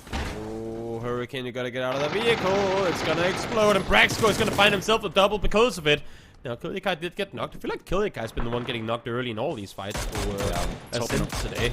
A little unlucky. Mika, though, applying a lot of pressure, trying to see if they can get their teammate back alive. Yeah, Killikai just can't be flushing. They have too good of a position. And especially since they're only in 6th place, I want to say only 6th place, 25 points, they need to use this round to make something happen. They want to, so Killikai not going flash here is very crucial. Yeah, because he Twisted Minds. They tried to land in the exact same spot that Win or Die were in, but they were ready for it this time around. Having just landed here themselves, they were ready for a potential fight coming to them. And let's now see, with only Harusen knocked, if they can come out victorious. Yeah, Win or Die still fighting for this one. There's a nade going down. These yellow buildings, they are troublesome. Oh, what? Okay. What? That was landed behind the chair? Yeah, that was what is that chair made of? Steel. I was gonna say that's surely not something from the IKEA, but either way, Uzi's gonna try to get that frag. Lou expects him though. Lou shuts him down. What kind of flake is that? Are you kidding me, Lou? Come on, you're not supposed to win those. But he does it anyways. One more nade coming in, so he has to throw his out of the window without any real damage himself, but he's gonna stay alive at least. Yeah, they want to get this one confirmed as fast as possible, though. Don't want to have to wait around much longer. They want to get this fight finished up so they can focus on what's happening around them. You see Chris already now starting to look in this direction. They do not want to get third party. Extens almost blew himself up there. Yeah, took the nade for a bit too long. I think actually would have blown himself up if the nade didn't just explode outside the door, so it kind of like, although outside the window frame, so it kind of blocked like half of the damage. But yeah, he's gonna stay alive. That would have been, we had him on cam as well. We couldn't have made any excuse for that either. Let's see now how they're sneaking their way forward. Killiak is once again the first one to be found. Good thing for Brexco is that he's instantly there to respond. Schofield, though, has an answer in return too. So now Chris, Brexco, what can you do? As the only two alive here, as Howl start grabbing their way further forward. They needed Chris in this fight. He's still left alive. Mika's gonna bleed out any second. And there he goes. Second knock. That's what they need. Maybe they can turn this around. Brexco needs Chris up on top of the ridgeline. They do have the advantage. Just judging by the high ground. Brexco spots him out. Schofield goes down. Can they really turn this around? This will be absolutely absurd. And Spectral still sneaks around. He doesn't even wait for it, Chris. Look at the confidence on him. Yep, sure would be crucial. Incredibly convenient should they be able to come up with points. Yeah, they were the ones to get ambushed initially, but a good kind of swivel as Corexi finds two on Pod. That's elsewhere on the map. Now just one more left alive. The man on his own tries to find one, but uses Schofield as bait as he gets the first. Now Chris, full speed, he goes up close. He wants to not only get the kill, of course, on the map, but also get Brexco back alive. Well, look at that. The flashes are coming out. Itzkris doesn't have that good of an angle on Matt. Should be spotted now by the sound cues by Brexco. Itzkris tries to make the run back. Somehow he isn't being spotted. I feel like those sideline would have been there, but he's going to leave Brexco at the moment. It's still only it's still 14 teams left alive. 6 more teams need to die to even get the replacements. Chris turns around. Matt somehow makes it happen. And Howl eliminates Ascent on that edge. And what I was talking about, Ascent finally having a good position to win something, is not going to happen. They will be shot down on Howl, even though with a single player is still standing strong in this one. I like the awareness of Chris expecting there to be a team pushing from behind. Little did he know there was absolutely no one there, so he could have fully committed to it. In the meantime, shoreline brawls. Not something we see too often, but Foot Esports, we're on the shore for... Ooh, okay, I see you. Foot Esports were on the northern shore for a while Push and Shoot were in the water, but they somehow swam past them, got up to the shoreline, and are now shooting them in the water. Not sure exactly how that one unfolded, but they missed one. Good thing for T-Bone is that he turned around. Well, maybe the nade is gonna shift the boat. Okay, I've seen all crazy stuff with nades being thrown at boats and the boat just flying against the teammates. So, yeah, not gonna happen in this case, but yeah, I was worried for a second there for Foot, but they're gonna stay 4 alive. Gonna be alright for now as Foot Esports continue to rack up points here in first place. Lou, though, will go down, and so will Twisted Minds in 12, so their run at this Miramar game is gonna come to an end. Now, I think he's still miles away. Farb on the other side ends up dying to blue because of it. Yeah, Foot is leading the charge again in terms of overall points. They have made 7 kills in this one. And it's only looking to get stronger from this point onwards. I don't see any real competition. With them getting frags on towards FaZe Clan, they should have a good entry towards the northern side. I mean, it's only Gustav really left to hold them off. Same goes for Orclus right now. They are 4 men strong. And Win or Die is in whole loads of trouble because they are too. But then again, they do have some pretty strong Chaz in there. So, I mean, who knows what's going to happen. Orclus needs a win. They need any kind of win. Doesn't necessarily have to be the chicken dinner. Just a fight going their way. A successful rotation coming their way. But now, as they're being hesitant in this push on forward, they're starting to get shot in the back. I feel like the Molotovs could have used it a little bit better. They did have more than one, but they're going to throw them in one by one. But the nades are enough. Now comes the Molotov. I'm going to take all of that back. That's great utility play coming in from Orclus as Honor gets the first entry. Let's see if that nade finds anything. Yep, there you go. Unable to find the second. Nice play from Orclus again. Few things going their way. Time after time, all of a sudden turns into a pretty good game overall. It's not been the day for them, so if they can get things going in their direction now, and then, of course, with tomorrow's games and Sunday's games as well, going somewhat their way, I'm sure they'll get out of that 16th place spot pretty easily. Gustav, the last one alive. Naylor was going to pick that one up. I mean, there wasn't really much to do for him. And there was footballers on the other side, and I mean, Entropic pushing from the east. Not really much you can expect out of Gustav. I don't blame him. But yeah, then again, this is gonna relieve them out of their great spots they've had so far in this game. Yeah, and it's gonna quiet down a bit once more. Phase 5 and only 24 alive. Not something you see too often, but of course the the third shift down towards the southern island did make for a pretty chaotic Phase 4 rotation coming through for pretty much all the teams, except for BBL who are already down here. So we're gonna be a quiet period, at least for a little while, until we see that next server pop. 100 and Jan Howl on that southern side are still both not making a move on each other. Both being very close to each other, but they can't really see each other, even if they stand up. So don't be confused. They're not teaming or anything. They just don't have the sightlines. With the Oculus now having to potentially cross the street, surely they're going to go for all these frags on the southern side. I mean, they should at least. They have to. I don't see a way of going anywhere further. No, they have to clear it, and if they don't, well, at least then there's a team helping you with it. There's you can't play out on the south side like this and not get the help, or not get it completely cleared out. As I say that though, they aren't too eager to make a fully committed push, so the mat will go unnoticed at least for a little while. That's why I feel like the kill feed tracking has to come in. They should know that there might just be another solo on the southern side, or that there has to be. But maybe they just don't even want to push this. Want to clear the southern side. But as I said, like down here, with Footballers and BBL both having good sidelines on towards the hillside, maybe in Tropic as well, maybe even Exile up on that compound. I wonder what Oculus is going to do. Maybe a couple of smokes, maybe breach BBL, but even that is going to be almost impossible with BBL still having utility. Yeah, it's going to be a tough one. We'll see now. First ones to move is going to be D8. I would imagine that they just kind of fortify position on the southern side and maybe stop in and around, like, just over on the other side of the road. But they need to take the fight for Exile. They're just going to commit to the shack here. Interesting. The thing I was wondering, the entry is on the wrong side, though. You mean the car? The way the car? No, the entry of, like, they should know. Like, if you're gonna play that position, at least smoke off the entry to the shack so they can go inside. They're just leaving themselves completely exposed to Exalt. The thing I was wondering, could they have gotten information on the Wizard Tower on the other side? Because that is potentially breachable from, like, going to the top of the hill and then using the speed going downwards, because the staircase is on the other side from what BBL can see as far as I'm concerned. So maybe that would have been, but yeah, I'm guessing they just couldn't have gotten that information. But yeah, I agree. Yeah, in Tropic, they, for now, have got to prone things down a bit. And, like, a lot of this is coming over the pressure of a T-Bone. He's the solo flank currently. For Foot Esports, forcing Entropic down on their bellies, not being ready for this Exalt push at all. And great timing for Exalt, for Moldog as well, to lob that nade on forward. And now, maybe now, Footballers could come into this as well. T-Bone is going to see one of these flushes, and that's what I'm talking about. Both of these teams making a move on towards Entropic at the same time, and that entry from Molotov was absolutely crucial. I'm loving the time push here. T-Bone, the initial pressure applied. Molotov spots him through the side. T-Bone finds the other. Foot Esports, 10 kills in this match once again. They have 2 wins back-to-back at that on Miramar already. They almost came out victorious in the previous Arankle as well, and now here they are once again. And no one's got main advantage anymore with Exile having a knock down low. Atix gets spotted. T-Bone, how are you doing this? Gets the headshot on him, and maybe just a second one. Beamy follows it up against Molotov. His killing spree is over just like that. And at least Fair is left alive in a very dire situation with 3 men only. Football is just once again doing miracles clearing their edge. Yep, for Esports, not done anytime soon. Exalt completely wiped off the board as T-Bone finds his kill number 7. In this match. He was a solo player to apply the pressure early. Now spots one more double headshot. Found as Vard finds the second. Foot Esports completely unstoppable here.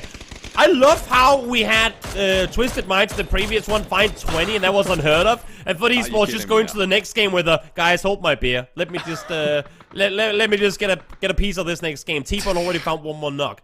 They're looking to try and beat that score. Who of us got T-Bone in his fantasy team? Because I think one of us does. He's on 8 frags right now. He's on 8 frags, and he's not stopping anytime soon. I'm telling you right now, he's got zone. Surely Oculus is gonna die next, and he's gonna pick up some of these with the shots he's hitting through the smokes already. T-Bone, another one. Oh my goodness, this is T-Bone's round, and who is there to stop him? At the moment, absolutely no one is. Flush comes through. T-Bone on 9. And BPL just sat in that house going, well, I guess we're not gonna get kills this game. Clip has found 1. Yeah. Smash now found 1 through the smoke as Beamy goes for yet another. Will they take the points away from it? Oh, they will. Clip could able to steal 1. Oh, you can't take this away from them. Foot Esports got 17 already. They want even more. The issue is they can only get 21. Oh, only. But they could top Twisted Minds. They could get 21. They could get 21. They could get 21 unless if more points are stolen away from them. Yeah. I want to see how many steals were against Foot Esports in this one, because 1 was there, but I think they had 2 or 3 of them earlier today as well. I think so, yeah. Which could have made for like a 25 kill game, which would be completely absurd. But let's see. 3v3, v1. It's not 1 yet. BPL can still make their way out of the tech, and also BPL's been sat in this position for quite a while, so they're all right. While Rostamar does have a broken helmet, They are not exactly in the worst shape for endgame fight in the open. I agree, but looking at the players right now, I mean, I'm only seeing Rustama, but the utility doesn't look as good as I would have expected. Look, there's only one nade between at least Rustama and Clip, so I'm guessing Smash is not going to suddenly have 5 in his back pocket. So, yeah, this is... I mean, the next one is potentially going to... Okay, that's Smash. Wow, okay, so at least he's got one less now. Smash still gonna take down Kempa, but it's gonna come down to a 3-on-3. Yep. Footballist, are they gonna make the 21 frag dream a reality? Are they gonna top Twisted Minds in just the very next game and make 3 chicken dinners in just 5 maps? This is... even talking about this, it's absurd. That would be pretty damn insane. Also, they were just getting caught up on by Twisted Minds, and just like that, they're almost 20 points ahead again. It's... enjoy the tight game while it lasted. They just separated themselves massively once more, and well, for now, this circle, it's only going to start creeping further on in, and it's going to end in the middle of everything. So for Twisted... this is weird. For BBL, they need to make a run in the open, and I think the total math here allows them 4 smokes. So I'm not so sure if they have to... Sorry, didn't want to interrupt you. I'm not so sure if they have to run out in the open, because right now, depending on the next circle, even if it goes central, I feel like BBL still has no more circles. It's phase 8. Oh, of course, of course. Yes, it's phase 9, the next one. Yes, that's true. Yeah, they will potentially have to run out in the open. Totally forgot that, yeah. Man, we're in phase 8 already. It didn't feel like phase 8, I'm sorry. Oh, this is what they wanted. There were enough damage to force them down to go for the heals. And now with that headshot on T-Bone, that's perfect. They have to fortify, they have to defend, and this is going to allow for Clip to push up forward. Yes, I'm not sure if they know about him, but even if they don't, I feel like they should expect it at this point. Someone should have called it. They can't, like, no one's watching at any game. Well, it's hard to call that, actually. I'll take that back. Maybe this is an actual, not even a mistake on Footballer's part that BBL could potentially... I mean, they have, with how much time they've just spent behind the ridge, you can see they're not peeking it either right now. They know that somebody made their way up. They know that somebody got close. Yeah. They, like, the fact that they were behind the ridge line for as long as they were. The thing is, if they can get the knock on Rustenmar here, that'd be huge, because there's no one going back to rest him, so they would know for a fact that it was going to be a 3v2 endgame. Yeah. But the Clip is still flanking. He's still moving. You see him holding the angle here. Continuously trying to creep his way forward. If he finds one here, that could be the game over. Yeah, the thing is, Clip has all the time in the world right now. It's 5 seconds until the zones even starts to move, and it's a very slow one in phase 9. So Clip just needs to wait till they have one mistake coming out from Foot Esports, and he could change the whole round. Unless maybe Vada's going to open things up earlier, but he misses the headshots with a mini 14 for now. But the thing is, for Foot Esports, I mean, they've been kind of now pushed with the back against the blue. Because Clip and Smash were able to push forward, they now have the dot. They now have the best position. They can just lie prone down this hillside and wait it out, but there's still plenty of utility on the side of Foot Esports. They need to deploy some smokes now. They need to start using some of these nades, some of these mollies to isolate angles. Yes, it's only one Molotov from Clip, but that could be very useful depending on... Oh, Smash's got another nade! Smash's got a nade! And Smash is going to throw that over the ridgeline. If that pops well, it might just take one down. T-Bone! Oh, only 12 damage! Clip is now being spotted. T-Bone has no idea! And that lock does seem to be very useful. But Vada's going to try things out. Smash will be the next one as well! Oh, another one! And suddenly it's a 2-on-1. Just like that. Just one on his feet. They haven't gotten the flushes on the other ones just yet, but it's just Rustenmar trying to fend off against both the players. On the other side, Rustenmar finds the first. Will Beamy be able to bring this one home in a 1v1? There's just one left alive, and he does it! Able to take him out, and 20 kills again! Foot Esports have won 3 out of 5 games today. They have. And they just got a 20-kill chicken dinner. And I had Clip and T-Bone on my fantasy team, and both died. That is what a wild finish. 20 kills back to back. Now, not for the same team, but still, that is... I don't think I've ever seen that before in all of PUBG. That is completely insane.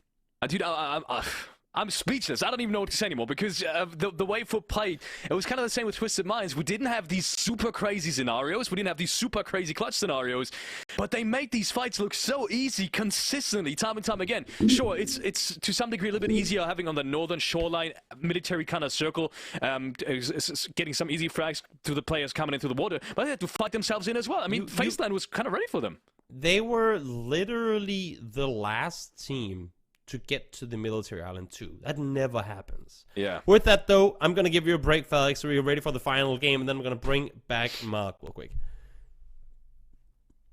Mark, what the absolute hell Mate, I've just been sitting here going, someone unlock my Twire because I need to update my fantasy.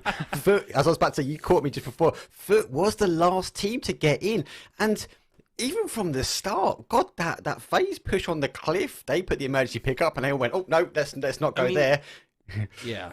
When you see them creeping around on the shoreline with, I believe it was Booker from Push and Shoot behind him, they were barely even on the island before they got shot at by 3 teams. When you, like, if you freeze frame that and then go, what happened next? Did they die on the beach? Did they find 1 kill and die? Or did they win a game with 20 kills? I don't think anyone is pressing that last one because that's just so unlikely. And yet, here they are. I'll tell you what, we can go to that replay though, because I think that is one of them. Because the Navy SEAL, himself came out and didn't quite make it. But I don't even know what to. Here on, this is where let's start here. FaZe, what a push though. Isolating 2 from the Afterwalk team. Good play from them. I like that. At this point, it was that 50-50. Was it going to be going to military? Was it going to be going back north? And I think you, me, everybody else in chat was like, nah, it can't go military. There is no way. Surely it's going to stay. And they just put their little emergency pickup up, and then the zone pops now. Like, oh, get off, quick as they can. Yep. Because they were like, nope, it's not going that way. That's insane, though. And when you look at where Foot Esports is in the middle of all of this, like, whenever a team is as far as they are, they're currently all in the blue as this next circle pops. When you're coming in, not late to Melee Island, but absurdly late. I'm not even sure. I think HC might, I don't know if it DC'd or if it just died out on the blue. Like, they had everything going against them this game, for esports that is. And they still come out with a freaking 20-kill win. That is completely mind-blowing. Insane. And don't forget as well, they did chase up that hill to try and steal away that emergency pickup, though, going back. Yeah. A lot of action, though. Went off in military as the teams were scraping their way down the bottom. I actually quite like this fight here. Obviously, the Ascend and Howl fight kicks off too, which are grasping not just for the prize pool, but for those points. And 100 ADR also put themselves into the mix. So there was a lot of action at different points, but very focal point between the south and the fight between the teams in and around. And then this whole north section, which we'll see in a second. It was just, I mean, utter chaos from start to finish, really. I mean, once phase 3 pops and goes south, it was just, like, audio to max, and then just put on whatever highlight-worthy hype song you want to play off, and then was just fighting nonstop. I did feel a little bad for Chris in this case here. I love the fact that he went back to check that he didn't overcommit to the rest and break, but there was a chance for him to get, like, to go for the fight and then get rest, and luckily for him and for Ascent, they ended up going down. Not due to him falling back, but of course a good spray coming through from Howl there. So a lot of great individual performance. And look at this! This is where Foot Esports got across. How do you see this? They're outside the circle. They have FaZe completely holding them down.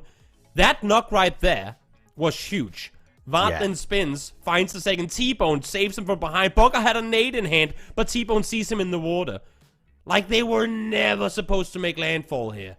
And yet they come out victorious. That was your freeze frame that you was looking for. Yeah, do you know what? It was the right timing. They got the knock, right timing. They then turned back and they was like, hey, who are you? And where have you come from? And just lucky enough for them able to put this. Bit puzzled, obviously, with the DA push, though, in towards the shack. I was expecting them to hold on that south side. Or if they were going for that, put the smokes out and just make sure you're safe getting into that shack, right? That was, again, where everything is calculated playstyle. Looked like just some bad calculations on my end, because I feel like they had the utility available to play one a bit slower, to play it a little more thought out, but it got very hectic very quickly. And then T-Bone here, I mean, on this sweep on Exalt, there's just nothing they could do. Continues on over, instantly deals with D8, double headshot, boom, boom, and then Vart to find the second. I mean, they were on one. And this is arguably the best I've ever seen Foot Esports play. Because, yes, they had the 2 other wins, but they were, again, playing with the backs against the wall for such a big portion of it. I feel like the Foot roster we saw play here was like seeing Heroic at their best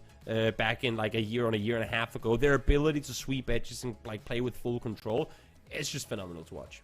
Yeah, it's definitely that last segment. Of course, they got themselves off the beach, as you mentioned, but it felt like when they saw Entropic and there was that whole fight between them and Exalt on that sort of east-hand side, it's like something possessed them. They come running around to clear as many fights, and T-Bone was just putting points on the board. And as we mentioned, points on the board, let's have a look at that game. How did it stack up for the rest of the teams? Because we know how it stacked up, though, for Foot. Jesus Christ.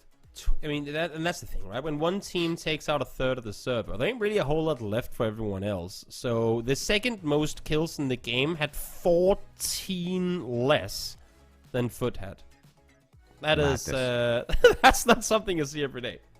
That is utter madness. They just took so much. And remind everyone, they were last in really for that military zone. Apart from our push and shoot, who were swimming down, but multiple teams taking a couple of points, a couple on the zeros. And then surprising for me, after all, putting nothing on the board, but yet the game before was such a great textbook after all game. Let's just though have a look how that finished up though for the total leaderboard after match number 5. And They were... That's insane. They were almost tied. I think Twisted Minds were actually ahead of them coming into this game, and now they're 26 points ahead again. Yeah, I think you're right. I think they're right. It was kind of tit for tat, but for esports, there's no one competing with the chicken dinners on the board for them because it's number 3. 36 points on placement alone. The next nearest team is rocking with Twisted Minds on 16. So it's a battle of placement and kills, right? Foot Esports had a 5th place, then 2 wins, then a 5th place, and then a win. So then I'm not sure. Maybe they okay, so they can only get 5th or 1st today, I suppose, according to statistics. Yeah, no, yeah, 100%. I know you made a call out between you two in the stream about stats, and we did have a quick update though on those stats because you asked for those stolen kills to have a look at. Was it expecting for what you're looking at? I guess so. I mean, Vard had 3 stolen. Wait, did he steal 3 kills, or did he have 3 kills stolen from him? He stole kills, I believe. Yeah, that makes sense. So whether you do it with nades or whatnot, I guess it's only fair that you steal some, you lose some. Okay, I kind of wanted to see after Twisted Minds that just got a 20 kill win, that the very next game for the esports, or any other team really, but just anyone come in and gets more than that, that would have been completely insane. But 20 times 2 for them there, and Vard currently up there in the top with the most kills stolen. That's only fair that they don't get it then, I suppose. Look, for me, worth mentioning though, total damage. Obviously, Foot really rocked that, but Entropic though were Richie bang up there trying to get the damage as much as possible. But it's our time to have a little bit of fun because let's do the wanted again. Obviously, you guys and girls out in chat, make sure you get your guesses in. And God, you were quick on the last one. But Toby, who is the fuzzy pro player? I have no clue. Okay, often in online tournaments, I had to puke before that doesn't sound very healthy. Also, he loves playing on LAN. That is not a whole lot to go by. Well, I'll give you a clue. I'll give you a clue. Okay. We've had him in our fantasy pick. I was gonna say Chris, because there is something about him that could look like Chris, but now you said we have had him. So now I don't know if he's on our teams. I'm gonna go with... I'm trying to look at just anything of a logo. It's a dark shirt with a somewhat light-colored logo. Oh, it is him! There you go! was right! There we go! Second guess yourself. It's Good Chris. stuff! Good stuff, it was Chris. Yeah, a little throw there. But yeah, look, PUBG since 2019. I didn't know he had to take a tactical break before the event, and everyone loves a LAN. But yeah, such a great player. Chris playing well, and we mentioned, we saw it in the highlights, what a massive IQ play. Just to double check no one's coming on that third party. This guy is a winner, and cheap for the fantasy Twire, if you ask me. He doesn't like the fact that he's gotten more expensive, though. I was on his stream the other day, and he doesn't like being more expensive. Now when he was cheaper, I guess he didn't feel the same pressure to have to perform, because he's like, oh, so I'm cheap, you know, it doesn't matter. Now that he's more expensive, people are putting more pressure on him to go out and delivering based on his points. And well, I mean, so far he has been delivering, so kudos to him. Oh, he literally delivers game on game at the moment. So just keep it up, Chris. You are in my fantasy team, and I want to keep racking those points in. But I'll tell you what we do want to get going though is the next match. It's another Erangel. It's the Green Shores. But thanks, Toby. It's over to you.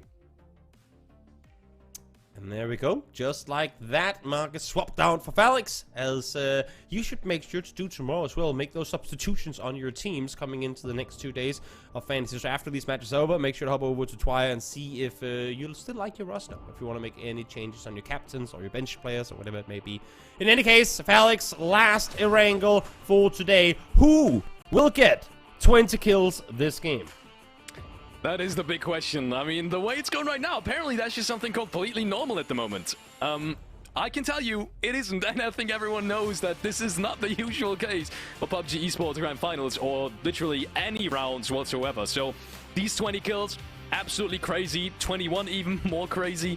But yeah, it's gonna stay on that 20 mark for now. Twisted Minds and Footballers, though. Have you seen the difference on the total leaderboard it is right now? From just 6th place to 1st, that's already 50 points something. That is how crazy big the difference is right now. I mean, sure, we're having 18 games, but even in 18 games, getting 3 chicken dinners isn't easy. They have done this, and we haven't even, like, ended the first day. I cannot stress enough how crazy this is at the moment coming in from Footballers. No, it's completely unheard of. Completely and utterly unheard of. They are in for a pretty much a record-breaking day of PUBG with how they've been performing today. Yes. If not completely shattering records, actually, now that I think about it. Yeah, depending on the last game, it might actually be record-breaking. Especially in a grand final of a tournament of this caliber. And Circles coming out, once again, doesn't necessarily mean anything bad for Footballers this time around. But, I mean, if you just take a look at Phase 1 Circle, the last round would have been the worst-case scenario. And it surely hasn't been. Let's see here. First Circle, pretty straightforward. No one's going to be coming into this one from above, though. That's going to make things a little more interesting. We have 3 teams on Millie. We have quite a few teams out on the southern belt, kind of in between Primorsk and Milta. We'll all have to wrap into this one. The worst thing that we could get here, or I mean, worst for who, right? Haha, would be if it shifted up towards the north now. Because while you can wrap east and west around, which is what I suppose most teams will do in that case, it's gonna be very hard to transition towards the center, and there's only so much you can play around in that area. But now let's take a look here at Howl. Smart, planned, determined. I like that. I like it. Yeah. And the coach, obviously, if you're wondering, why is the coach playing right now? Ruin, unfortunately, has got a little bit of an emergency. I feel like, as far as we're concerned, he's had an injury with his hand, and so he can't be there today for his team. That's obviously very unfortunate for him and his squad. But, I mean, everyone knows Apocalypse. He's played competitive as well. Not only as a coach, he's actually played as a player for a long, long time, so I'm not worried about him at all fitting into this lineup. I mean, Howl are just unlucky in that regard, right? They make their way to PGC the end of last year, and Lhasa, who at the time was one of their heaviest hitting players, still is, by the way, ends up having to go to surgery, and then Apocalypse has to go like to the tournament and play for him. So it's just no. What am I talking about? It wasn't PGC. It was PGS this year. Yes, there's too many tournaments. Too many tournaments. I'm too excited. It's okay. I think everyone knew what you meant. In any case, yeah, exactly. In any case, it's phenomenal to have a coach who, no matter the situation, no matter the role, can step in and play like this. I think there are many other teams who would be much worse off if they had to sub out one of their players for their coach. Not saying that coaches can't play PUBG, just saying that in this case, Apocalypse has actually proven time and time again that he can not only play with some of the best, but he's actually like even besting some of the very best. Yeah, definitely. Just overall, I mean, it's been some time since, yeah, we didn't have to, like, we should have looked at this lineup and you know, had a discussion about how strong they are. Quickly, in case you haven't done so far, head on over to the propets.gg website. There's a special offer right now with the code ROTATION. You can get 10% off. And yeah, you want to do so, not only on this mousepad, but you can customize your own one. So in case you have like a sick logo of yourself, in case you have like a cool PUBG moment you've screenshotted, maybe, you know, maybe you've got a 20 kill game yourself and you put that on your mousepad, who knows. Make sure to go over to propets.gg. Make sure to help out not only the tournament, but also the sponsor. And at the end of the day, once again, rotation is going to give you 10% off. So propets.gg is the website to go. Yep, sure is. And, well, let's see now. From one potential bridge camp to another, FaZe is currently waiting for anyone to come their way. And look at that. The 3... That is something I have not seen in esports in a very long time, or at least thought about. The 3-seater in esports. Was I blind? Or was Gustav driving the 3-seater? In all honesty, I was checking out the leaderboard situation. I did not look at Gustav. It has been a very long time since I've seen anyone drive that in esports. Yeah, we'll have to get a replay there. Can we get a replay production? In any case, let's see Oakless and After All again. I mean, this is only, the 4th time we see them kind of run into each other in the early game. It happened on Tago, it happened on Miramar, now on Erangel, it's happening here again. And then 2 teams in and around Watertown. That is also not something you see very often. No, definitely isn't. But it is, after all, a very strong position, especially in this phase 1. We'll have to see and wait if it's gonna pay out. But at the moment, not so sure about these positions. But I mean, Howler's doing a split, so you can't really say. Okay, now with Twisted Mind's coming in, I'm gonna take all that back. Twisted Mind's gonna potentially try to do something. Oh my god, he only needs to hit 1 shot. That is so unfortunate. Spyro's gonna get out of this alive. But yes, if another team rotates in with this point, shouldn't really happen anymore. Yeah. That would be really weird. It would be pretty odd. In the meantime, teams are still... I mean, when you look at the map towards the southeast, it's pretty interesting to see how quiet things are. But Leosh does manage to find Matt, so a solo player in a bit of a no exit strategies available type situation. Yeah, Leosh, though, we gotta talk about him again. He's having one hell of a day right now. And win or die at the moment there's a huge reason why they are that far up on the leaderboard, and part of it is Leosh. I just gotta remind all of you out there at the moment what kind of performance he's shown. Not only key frags, but also just his presence. The way he fought off that both of these teams in the Tago game in the first match really impressed me. And yeah, his ability to stay alive in these kinds of scenarios is incredibly important for his team. Sure has been playing pretty damn well here today. Now, well, again, back to Oakless, and after all we go. They are currently having a bit of a skirmish down in the bottom half of the leaderboard, but hopefully for both of them they won't go too much into this fight, because I feel like with the positions that they both have and where they're currently sat in the circle, there isn't really a whole lot of reason to fight for these spots, considering they both have one on lockdown already, and not knowing where the next circle is going to take them and where they're set on the leaderboard. I just don't think it's worth to take that fight. Yeah, no, not necessarily. Well, no, not necessarily. I totally agree. Totally agree. This next circle is really going to decide a lot, because a lot of these teams right now, if you look at the match stream, are banking on a southern circle. And if that doesn't happen, it's going to get really crowded up on the bridge lines, because as we said, like, Water Treatment, essentially it's 2 teams right now covering that exit. Footballers has got the cube compound almost instantly covered if it should shift north.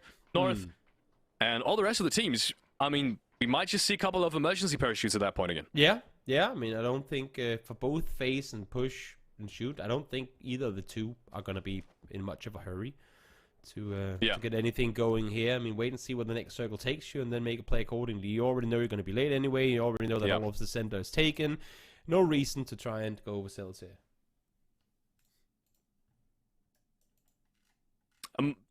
Are they going to make a phase 1 parachute rotation again, or are they going to wait for phase 2 again? Because I feel like phase has been waiting for phase 2 more often than not, which is interesting. I feel like you're waiting. They'll sit on the edge and just wait it out, I think. Yeah, probably. Because right now they're also yeah, exactly. And right now they're also kind of in highway territory in terms of they can very easily and very quickly get both up towards Chesnaya and all the way down and around Pachinki, and not expect that there is anyone nearby. I mean, we know that they have no one nearby, but they shouldn't expect there to be anyone nearby anyway. So, if I'm FaZe, I'd be chilling at least for a little while longer. Guess so. Except for FaZe, it's only really pushed that are rotating in really late as well. It's been their playstyle so far for most of the finals. So I'm interested to see if that's going to change. I'm not guessing so. They've been, I want to say, semi-successful on these breaches, at least of making it into the zone. But after that, it just dropped off very heavily. So we haven't really seen push in the late game, at least with any kind of control. We saw them in the Twisted Minds 20 kill game, but they didn't have really a say in it, as I said, because of these sends. And I want to see that change. Yeah. Because right now they're sitting in 15th. Not really much more can go wrong. Exactly. Well, 5 seconds to go. How much of a chaos type situation are going to cause this circle? Well, not really any at all. Okay. As I say that, it does, like, as center and everyone is already in and all this is pretty decent, but you still have quite a few teams, especially out towards that east-northeast side, that have to make their way on in. And look at how many teams in the middle right now are split. ADR on one side, you have Exalt now starting to group up, you have Ascent coming in on the west side, you have Foot Esports up towards the northwest, and all of the southeast side is, I mean, essentially pachinki and open fields. So you can't really utilize a whole lot of it. So as center, as nice as it is, it's actually pretty hard to play around. Yeah, 100%. There's very few positions you could, at this point, take that, you know, are kind of safe or haven't been taken already. So you can see Howl is trying that right now. They're rotating south of water treatment, trying to find their way in. Ruins is not completely clear, but I think Nail-Up. This is even more interesting. Look what Entropic is doing. Entropic, as far as I'm concerned, they put one player up on that parachute, and that's Nail-Up, and he kind of scouted the area for the rest of 3 to follow. And he scouted that Ruins is clear, so he's making his way, and that's also something we haven't really seen, at least not as far as I'm concerned, with, you know, being done with a parachute. So sending one up, and the rest of them rotating on through behind him. So one is flying through by cars. Exactly. I'm not sure if I said that correctly, but yeah, Nail-Up was flying. Yep, they were flying through with cars into the water as well. And yeah, as you said, I mean, smart scouting strategy to kind of leap one forward and have him at least surpass and lock down a position. And then here we have T-Bone. Sat as I was gonna say a solo player, but actually no. He is sat there with Vart, trying to lock down this position and trying to maybe not allow for Bitfix to get transitioning across. And Entropic, you can see them make their way across now. They ditched the vehicle, so that's the only thing that really lost on that rotate, which can be an important factor. Which can be a very important factor, but I think they're gambling on this to not end as far off from Ruins as you know, as Southside Pachinki. So I'm thinking they're fine for now. They well, at least they should be. We'll see if that's going to be the case or not. Clip. The bold. Oh.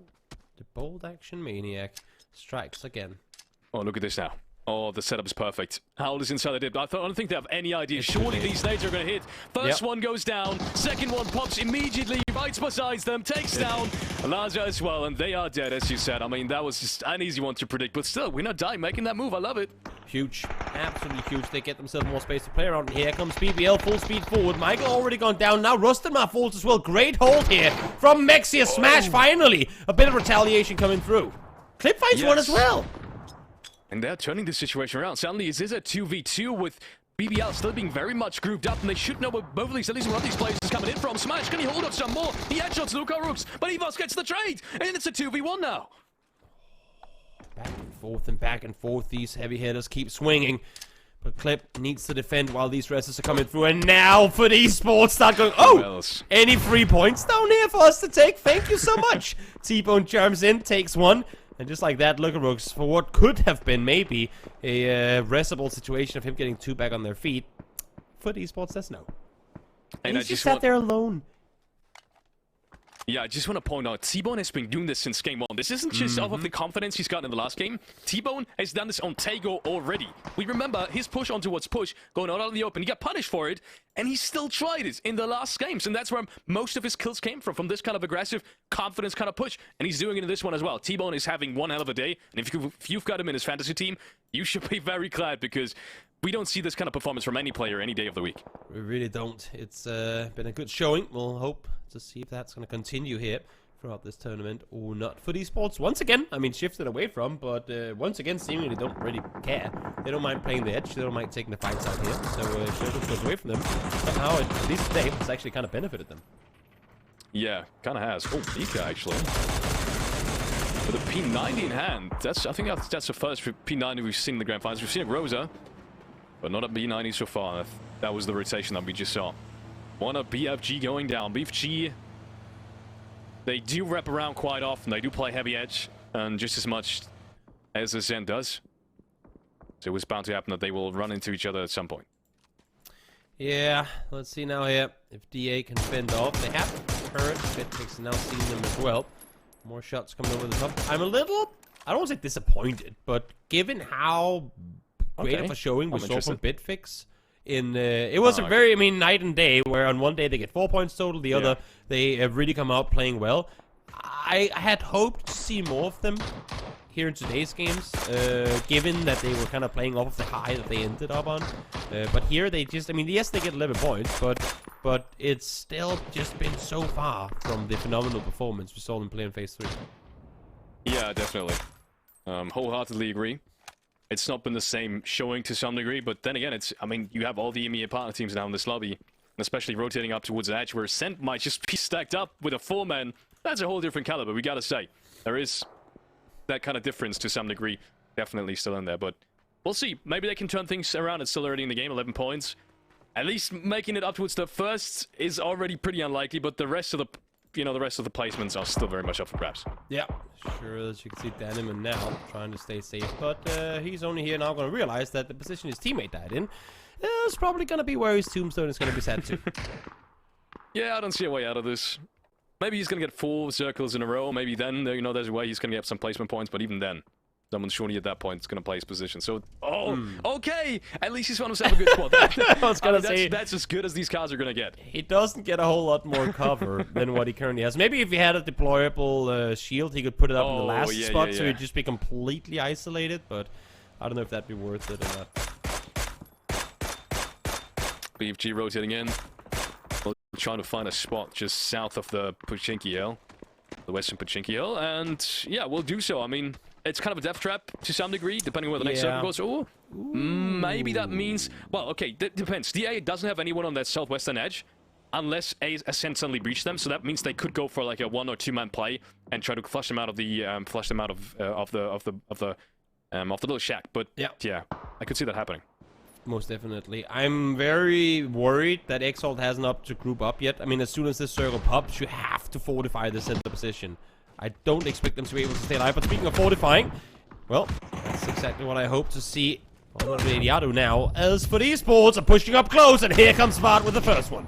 And we gotta talk about Vard. He's been so on point throughout this thing as well. He gets the first one, takes out Wubuki, Aixa gets traded though, but he is in a kind of a safe spot, I want to say, just behind the house. Look at Beamy's position. He's very good at covering any potential pushes that could come out of these buildings, as Vard is trying to use these nades furthermore to his advantage. Shuri hasn't been spotted for now. But esports have been completely unstoppable today, and Vard ain't done fighting yet. Now he does fall, so as I say that, as a matter of fact, he is done fighting, but Hurricane, hello! Oh, no. Get the first nade before you transfer. Fortunately, Hex is there to take out T-Bone, but he's just a solo left alive now.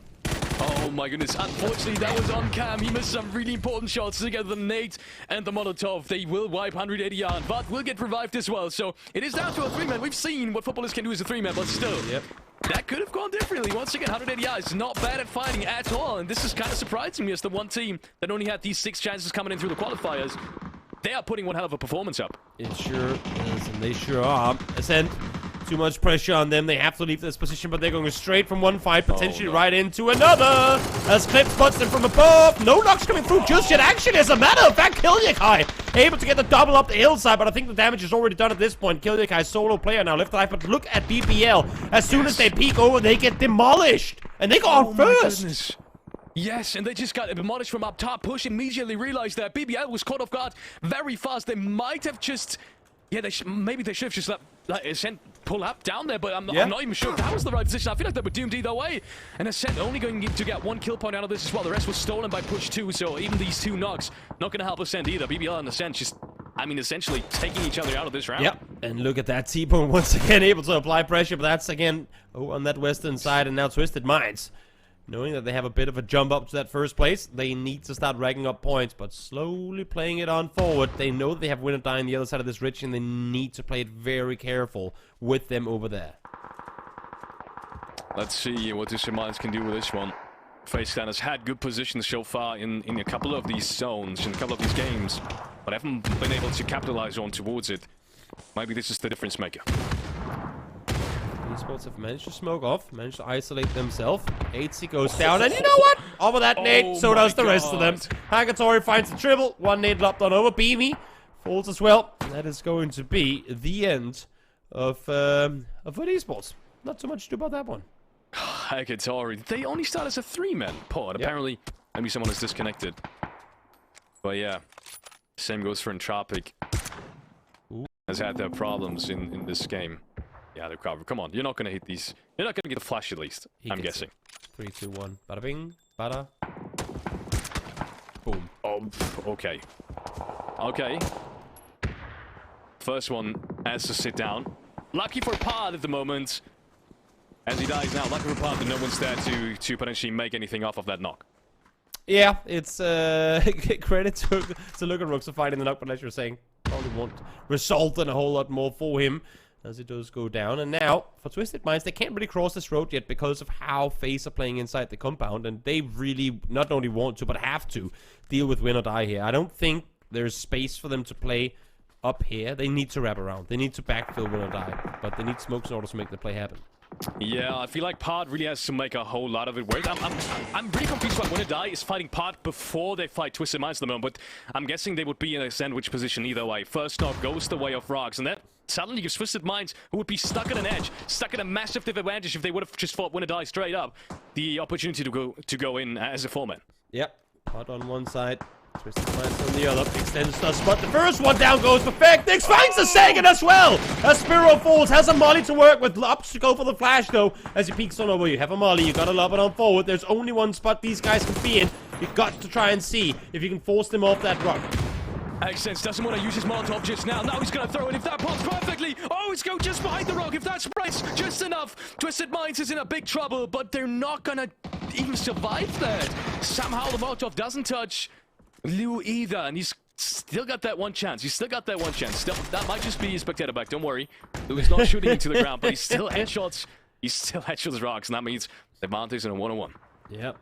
Not looking good for the likes of Twisted Minds. It's just one player. That is what he can do to you. It's going to be close. Is it going to find anything, though? No. A bit too far off the side. Lu, though, in the meantime. A lot of damage coming through and towards him as FaZe has now opted to go full aggressive here. I love it. I love it. FaZe wants to get a piece of the cake on this northern edge. And this is exactly the moment they need to push out of. They should know that both of these teams are down to one player. Lu gets spotted. Jeans doesn't want to risk dying here, as he could be flushed immediately. So, yeah, Correx is there to greet him, and Lu will be flushed out by FaZe Clan. FaZe Clan need this round so desperately. They have fallen behind with just 23 points. They have, and they've left FaZe back in the compound too smart, kind of spreading out of the forces on their side. Salt now down the hillside. He comes. Does he find anything with this rotation? No, it's going to be Shinken to find the first one. Marco able to get the duffel out of the back side of it, but he does get taken out. So maybe some res is possible here for push and shoot. But as I say that, nope, FaZe is finding them instantly. And FaZe Clan, I mean, at this point, this is their round to lose, right? We were talking about Exiled, about that huge split, so they are still in this, as they have grouped up. They have listened to you, Toby. They have listened and they have grouped up. And now they're in a prime spot. Ferris is even going to get an entry onto Nolikop as James finds Push, and Push is out as well. Push has made it into late game once again. But, yeah, this time around, not the big points they were looking for either. 13th place, and they're going to remain there for now. Yeah, it's going to be quiet. And also Danimon. I mean, he's been come sat on. in between these two vehicles for the last 15 minutes. And, well, there you go. Top 4 for you. 4 teams left alive as FaZe 6 is going to start closing in soon. Again, we're killing off a lot of these players early on in the game. But, of course, when we're forcing teams out into the open this early on, it's always going to get chaotic.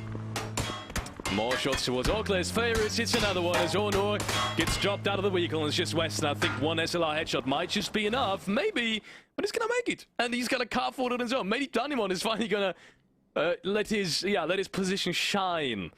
Let's say it like that. Maybe he can do something with this. I don't think he's LOS from Excel right now if he chooses, if he opts to make a couple of meters into that direction. But as of right now, he's staying strong, staying still. You can see how little they've been looting when he has 20 bullets in one gun and just 10 spares. And they have to make this rotation out into the open. That is going to be very, very difficult. And for Hawkless here, I'm a little worried for Danimon that this, like, his position is essentially the only place they can go towards. Issue becomes now that... oh, look at Jinx. Yeah, they're going to die. This is interesting though, the way FaZe splits this again. Look at FaZe split. This is so interesting. You would expect James not to just be laying in a random spot, but this is actually so important because he's that anchor on that northern side, and there isn't another position he could play to really use that position as an anchor. We would have to play further to the western side if you wanted hard cover. Yeah. So I think he's just got that information now, right? Yes, and together with Gustav, he forwards that, gets the first one, now the second one should follow. This is prime play by FaZe Clan. This is the tactics that we were looking for, and FaZe Clan wipes that edge, and that means they are in a prime spot to finish off this game strong now. Now, they do not have to forget Exalt, because they if they push out of this as a 4-man, they've got a pretty good ridgeline as well. We saw what the solo from Win or Die could do against the 4-man team just before, and I don't think FaZe knows of Levante's position. The good thing for them is they don't really have to care too much, because he is currently, I mean, not really a big threat to them. But once they get him down, I mean, obviously, seeing that there are 9 players alive, they know for a fact that there's at least 2 teams up. But once they start the fight with Exalt, if Deniman goes unnoticed and creeps on in, that could be trouble, because Ikorexi is now looking in that direction. Yeah. Wait, those vehicles are parked too interestingly. There's gotta be someone in that area. Yes, I mean, they do look really interesting, I gotta say. But, I mean, who knows? Maybe they're just gonna not expect it as well. I mean, that's a possibility too. I wouldn't immediately. Exalt, anyways, trying to slowly creep their way up the hill, but they are cautious. Shift.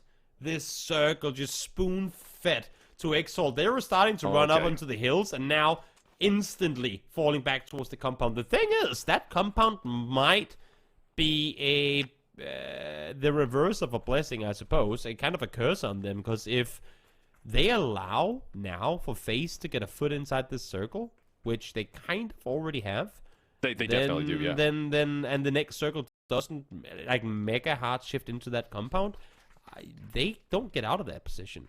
Yeah, I see what you mean. They're still bound to essentially die, because as you can see, the spot on the very eastern side that is still in is just outside the compound, so it's still very high up on that plateau. It's not further down the ridgeline where they could potentially have trouble finding a spot where they could play it without Exalt shooting them.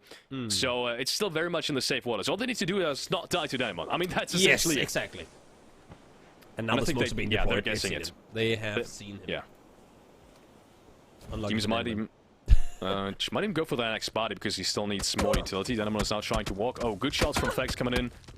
That is a great molly to isolate him. I don't necessarily know if that was what James was trying to do with it, but it landed perfectly in order to do that, and that nade should be the downfall of him. No, as a matter of fact, able to stay put for a little while, but Fair able to take him down, and now it's a 4v4. But look at this. Gustav has claimed center position in this circle. Now, there is still one shift left to come, but how does Exalt play this? I love the fact that they now push 2 out. Art is on one side, Fade is on the rock next to him. They could not have just sat with all 4 inside the compound. I'm glad that they went a little more proactive than that, because if this next circle doesn't go their way, FaZe has looked at that. FaZe has the entire building on lockdown. Yeah, still, Fex is done a very... I don't really like his spot. It's still very dangerous, but if he doesn't play, they don't get the information on anyone playing the ridgeline just below Fex, so... I mean, he has to play it's there, kind of a tough spot. He has to be there. He has to not allow for the wrap around the side. And he essentially has like a multi-function position where he can both cover the north side, but also if anyone pushes up close, he can be that spoiler to kind of peek out from behind the rock. I think that's, I mean, I feel like they need to have one in that position. I just now see that Corexi actually has got him covered, so I'm taking all that back. So Corexi has actually got his whole ridgeline. He's got vision on that whole ridgeline, so he's playing more of a spoiler to some degree. Maybe trying to surprise Exo with some of the angles, because no one can really push up to the ridgeline just below him. Corexi, as you can see, he's got that whole ridgeline covered. Yeah, sure does. Let's see now, though, as the last circle has popped right in the middle. No one's really at a proper advantage here, but for Exalt, mission number 1 is going to be get everyone safely out of the compound and then start deploying smokes. If Molotov can find the knock here, that would be absolutely huge. Yeah. Especially under the likes of Gustav, because he's the one with kind of the overview angle right now. So, unless this hard shifts all the way west, I still see FaZe like at a massive disadvantage. And as you said, someone from Exalt has to find that first knock, because it's a downhill battle from there on out, literally. Like, Exalt has to fight upwards. We all know how these things go. Then again, I think James doesn't have an eye. Gustav not anymore either, so... Exalt should probably have massive utility advantage. FaZe are gonna wait until they get confirmed they've left the compound. Because right now, as long as Moldog and Fairest has the compound to work with, I mean, there's no reason for FaZe to peek, because they can just rest inside the building and then move out. But now, as the circle is closing in, they're just gonna wait for the compound to be shifted out of. He didn't see Fate. He didn't see Fate. I think that could be massive for Fate that he didn't see him. And Fax is more, as I said, he's playing more of a spoiler. He's staying very still. He could get headshotted very fast if he isn't careful. Now Artis comes up with a nade. Oh, immediately gets shut down from Corexi, but he is not down yet to the smoke. Now the smokes are starting to be deployed on both sides. Here, Fate finds Fex. That is one flank taken out. I love that Art just, I mean, did everything he could to attract the attention with the smokes and everything. Fex peaks, potentially over peaks, and now one falls down. That is the opening. That is the access for Exalt to push forward here. But James instantly there to respond. Yes, and look at that look from Gustav. He angle. finds one after James already opens it up. And I think him taking out Fade must have signalized the rest of the team that that was the furthest east player. And that's why Gustav can take this space and lurk all the way around. But he didn't find anyone just now. He has to move now, though. He's still far off to the side. If this fight ends up kind of happening on the southern side, Gustav isn't going to be there in time to assist. So he needs to start wrapping forward if he wants to have an impact here. Fortunately, that is exactly what he has done. But the resist does come through on to Exalt. But for FaZe, not quite the case. Oh, this might change everything. As soon as his smoke dissipates, he's only got these Molotovs, and then he might just be greeted by 3 players, and they're all healed up now. That knock didn't even matter anymore. Gustav finds the first one. Surely they're gonna peek him together now. Gustav has to go down. What? Oh my goodness! James from up top, together with Gustav, shuts down 3 players immediately, and suddenly this situation is once again head up. And FaZe Clan will keep it clean. How did that? Oh my! The timing of that FaZe Clan peak is sensational. What a team play we just saw. Gustav and James playing that together to absolute perfection. I mean, Gustav, I don't think intentionally, but managed to completely bait the attention and the timing off of the smoke dissipating so James could get the double from above. That was just picture perfect. Let's get Mark back into this one so we can round it off, all 3 of us together. In a blink of an eye, just like that, Mark, that game was over. Like that, it was very quick. I love Gustav's play. That smoke, though, a couple of seconds later, it could have been the other way around, but James was going through the middle. I was back in FaZe for the win. They needed the win there, though, Felix, because kind of slipping down the leaderboard, right? Yeah, absolutely. I was saying beforehand, FaZe, they did have some hard circles early on in this grand final, but then again, they also had some great ones. We're talking about the last Erangel game where they had early access on towards Erangel military base, or Sosnovka Island, and they still couldn't make it work. So this is going to be massive. I also want to talk about Gustav's play really quick. A lot of these players would have switched to Molotov right there because he still had utility. He didn't. He knew that he had to stay on the weapon, he had to get the bait in, and he knew that he was bound to be peaked by 2 or more players. Really great analysis from Gustav there, not switching to utility. It was and 4 times on that AUG as well. How mad was that? 4 times AUG. He stuck the shots, though, where he needed to. But you know what? Let's not take anything away from Exalt on that, though, because they knew they had to all stack up as a 3 on him, though, right? Yeah. I mean, the issue is once Art falls on the... or not Art, sorry. Once the first one falls, they have to commit to the rest. They know that they've lost all kinds of control. And once Gustav starts to flank, I feel like they needed to play behind the smokes in order to try and kind of prevent Gustav from making that play, but with James being able to push up the way that he did there too, there's really not a whole lot, if anything at all, that Exalt could do. No. It was a very hard push. Obviously, a lot of action though happened in. I quite like this one. Obviously, before that was trying to take the kills and steals away from that entropic fight. But obviously, big crash though for them in towards 800 ADR. Felix, obviously, it was kind of really their only play at this point. They had to kind of work their way into zone, right? Yeah, absolutely. I mean, I don't blame them for taking this. All I really can blame is Hurricane. He's going to blame himself, so I'm not even going to blame him. But I mean, it happens to the best of us. He missed some really important shots. Maybe there were some internet connection issues there as well. It seemed like it. That's the only thing I could really blame in this scenario. But yeah, I mean, I like the play from Foot. It's been working out so far. They still got plenty of frags even in this round. And that straight, head-on, isolated kind of fighting style is what got them essentially 20 kills in the last game. So why not do it in this one either? Yeah, 100%. Bit unfortunate though for Ascend. They're wrapping their way around. They didn't have the information, but they knew the terrain really well, as we all have been playing Erangel for quite some time. And yeah, everyone was kind of looking for a little bit. And even at this point, guys, I kind of forgot about After All. I was like, is he still alive behind those 2 cars? And I think this is the first one, Felix. We started seeing the deployable shields get used quite a bit more. Yeah, definitely. I mean, Toby was saying in the middle of the game, right up that if he would have had one more deployable shield, that would have been an absolute fortress and no one could have gone close.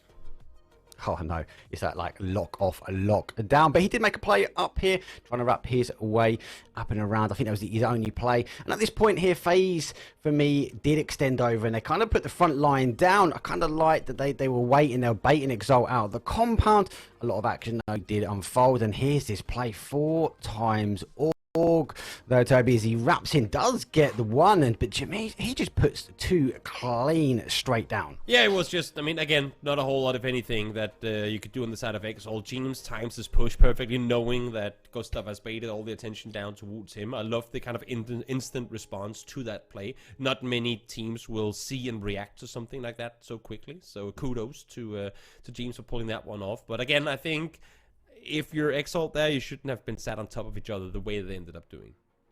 No, because they were really split at one point, and then they all condensed into that one side. But Art was doing his job for me. He was just kind of working the angles, getting the attention from Vex, a bit backwards and forwards, and then they all kind of condensed into that side. I think that was the downfall of them. But before we talk about that anymore, let's have a look at the final leaderboard, though, as it stands. And look, no major surprise after an outstanding start to this evening. 88 points in one day. Wow! That's what you get with free chicken dinners, right, Felix?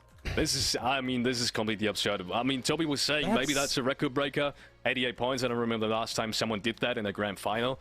The chicken dinner, I mean, that speaks for itself. I don't even need to add anything. For esports today, T-Bone got to be called out as well. T-Bone, put up some highlights of these games, please. Put up some POV highlights up on Twitter. I want to see them because you've got lots of them.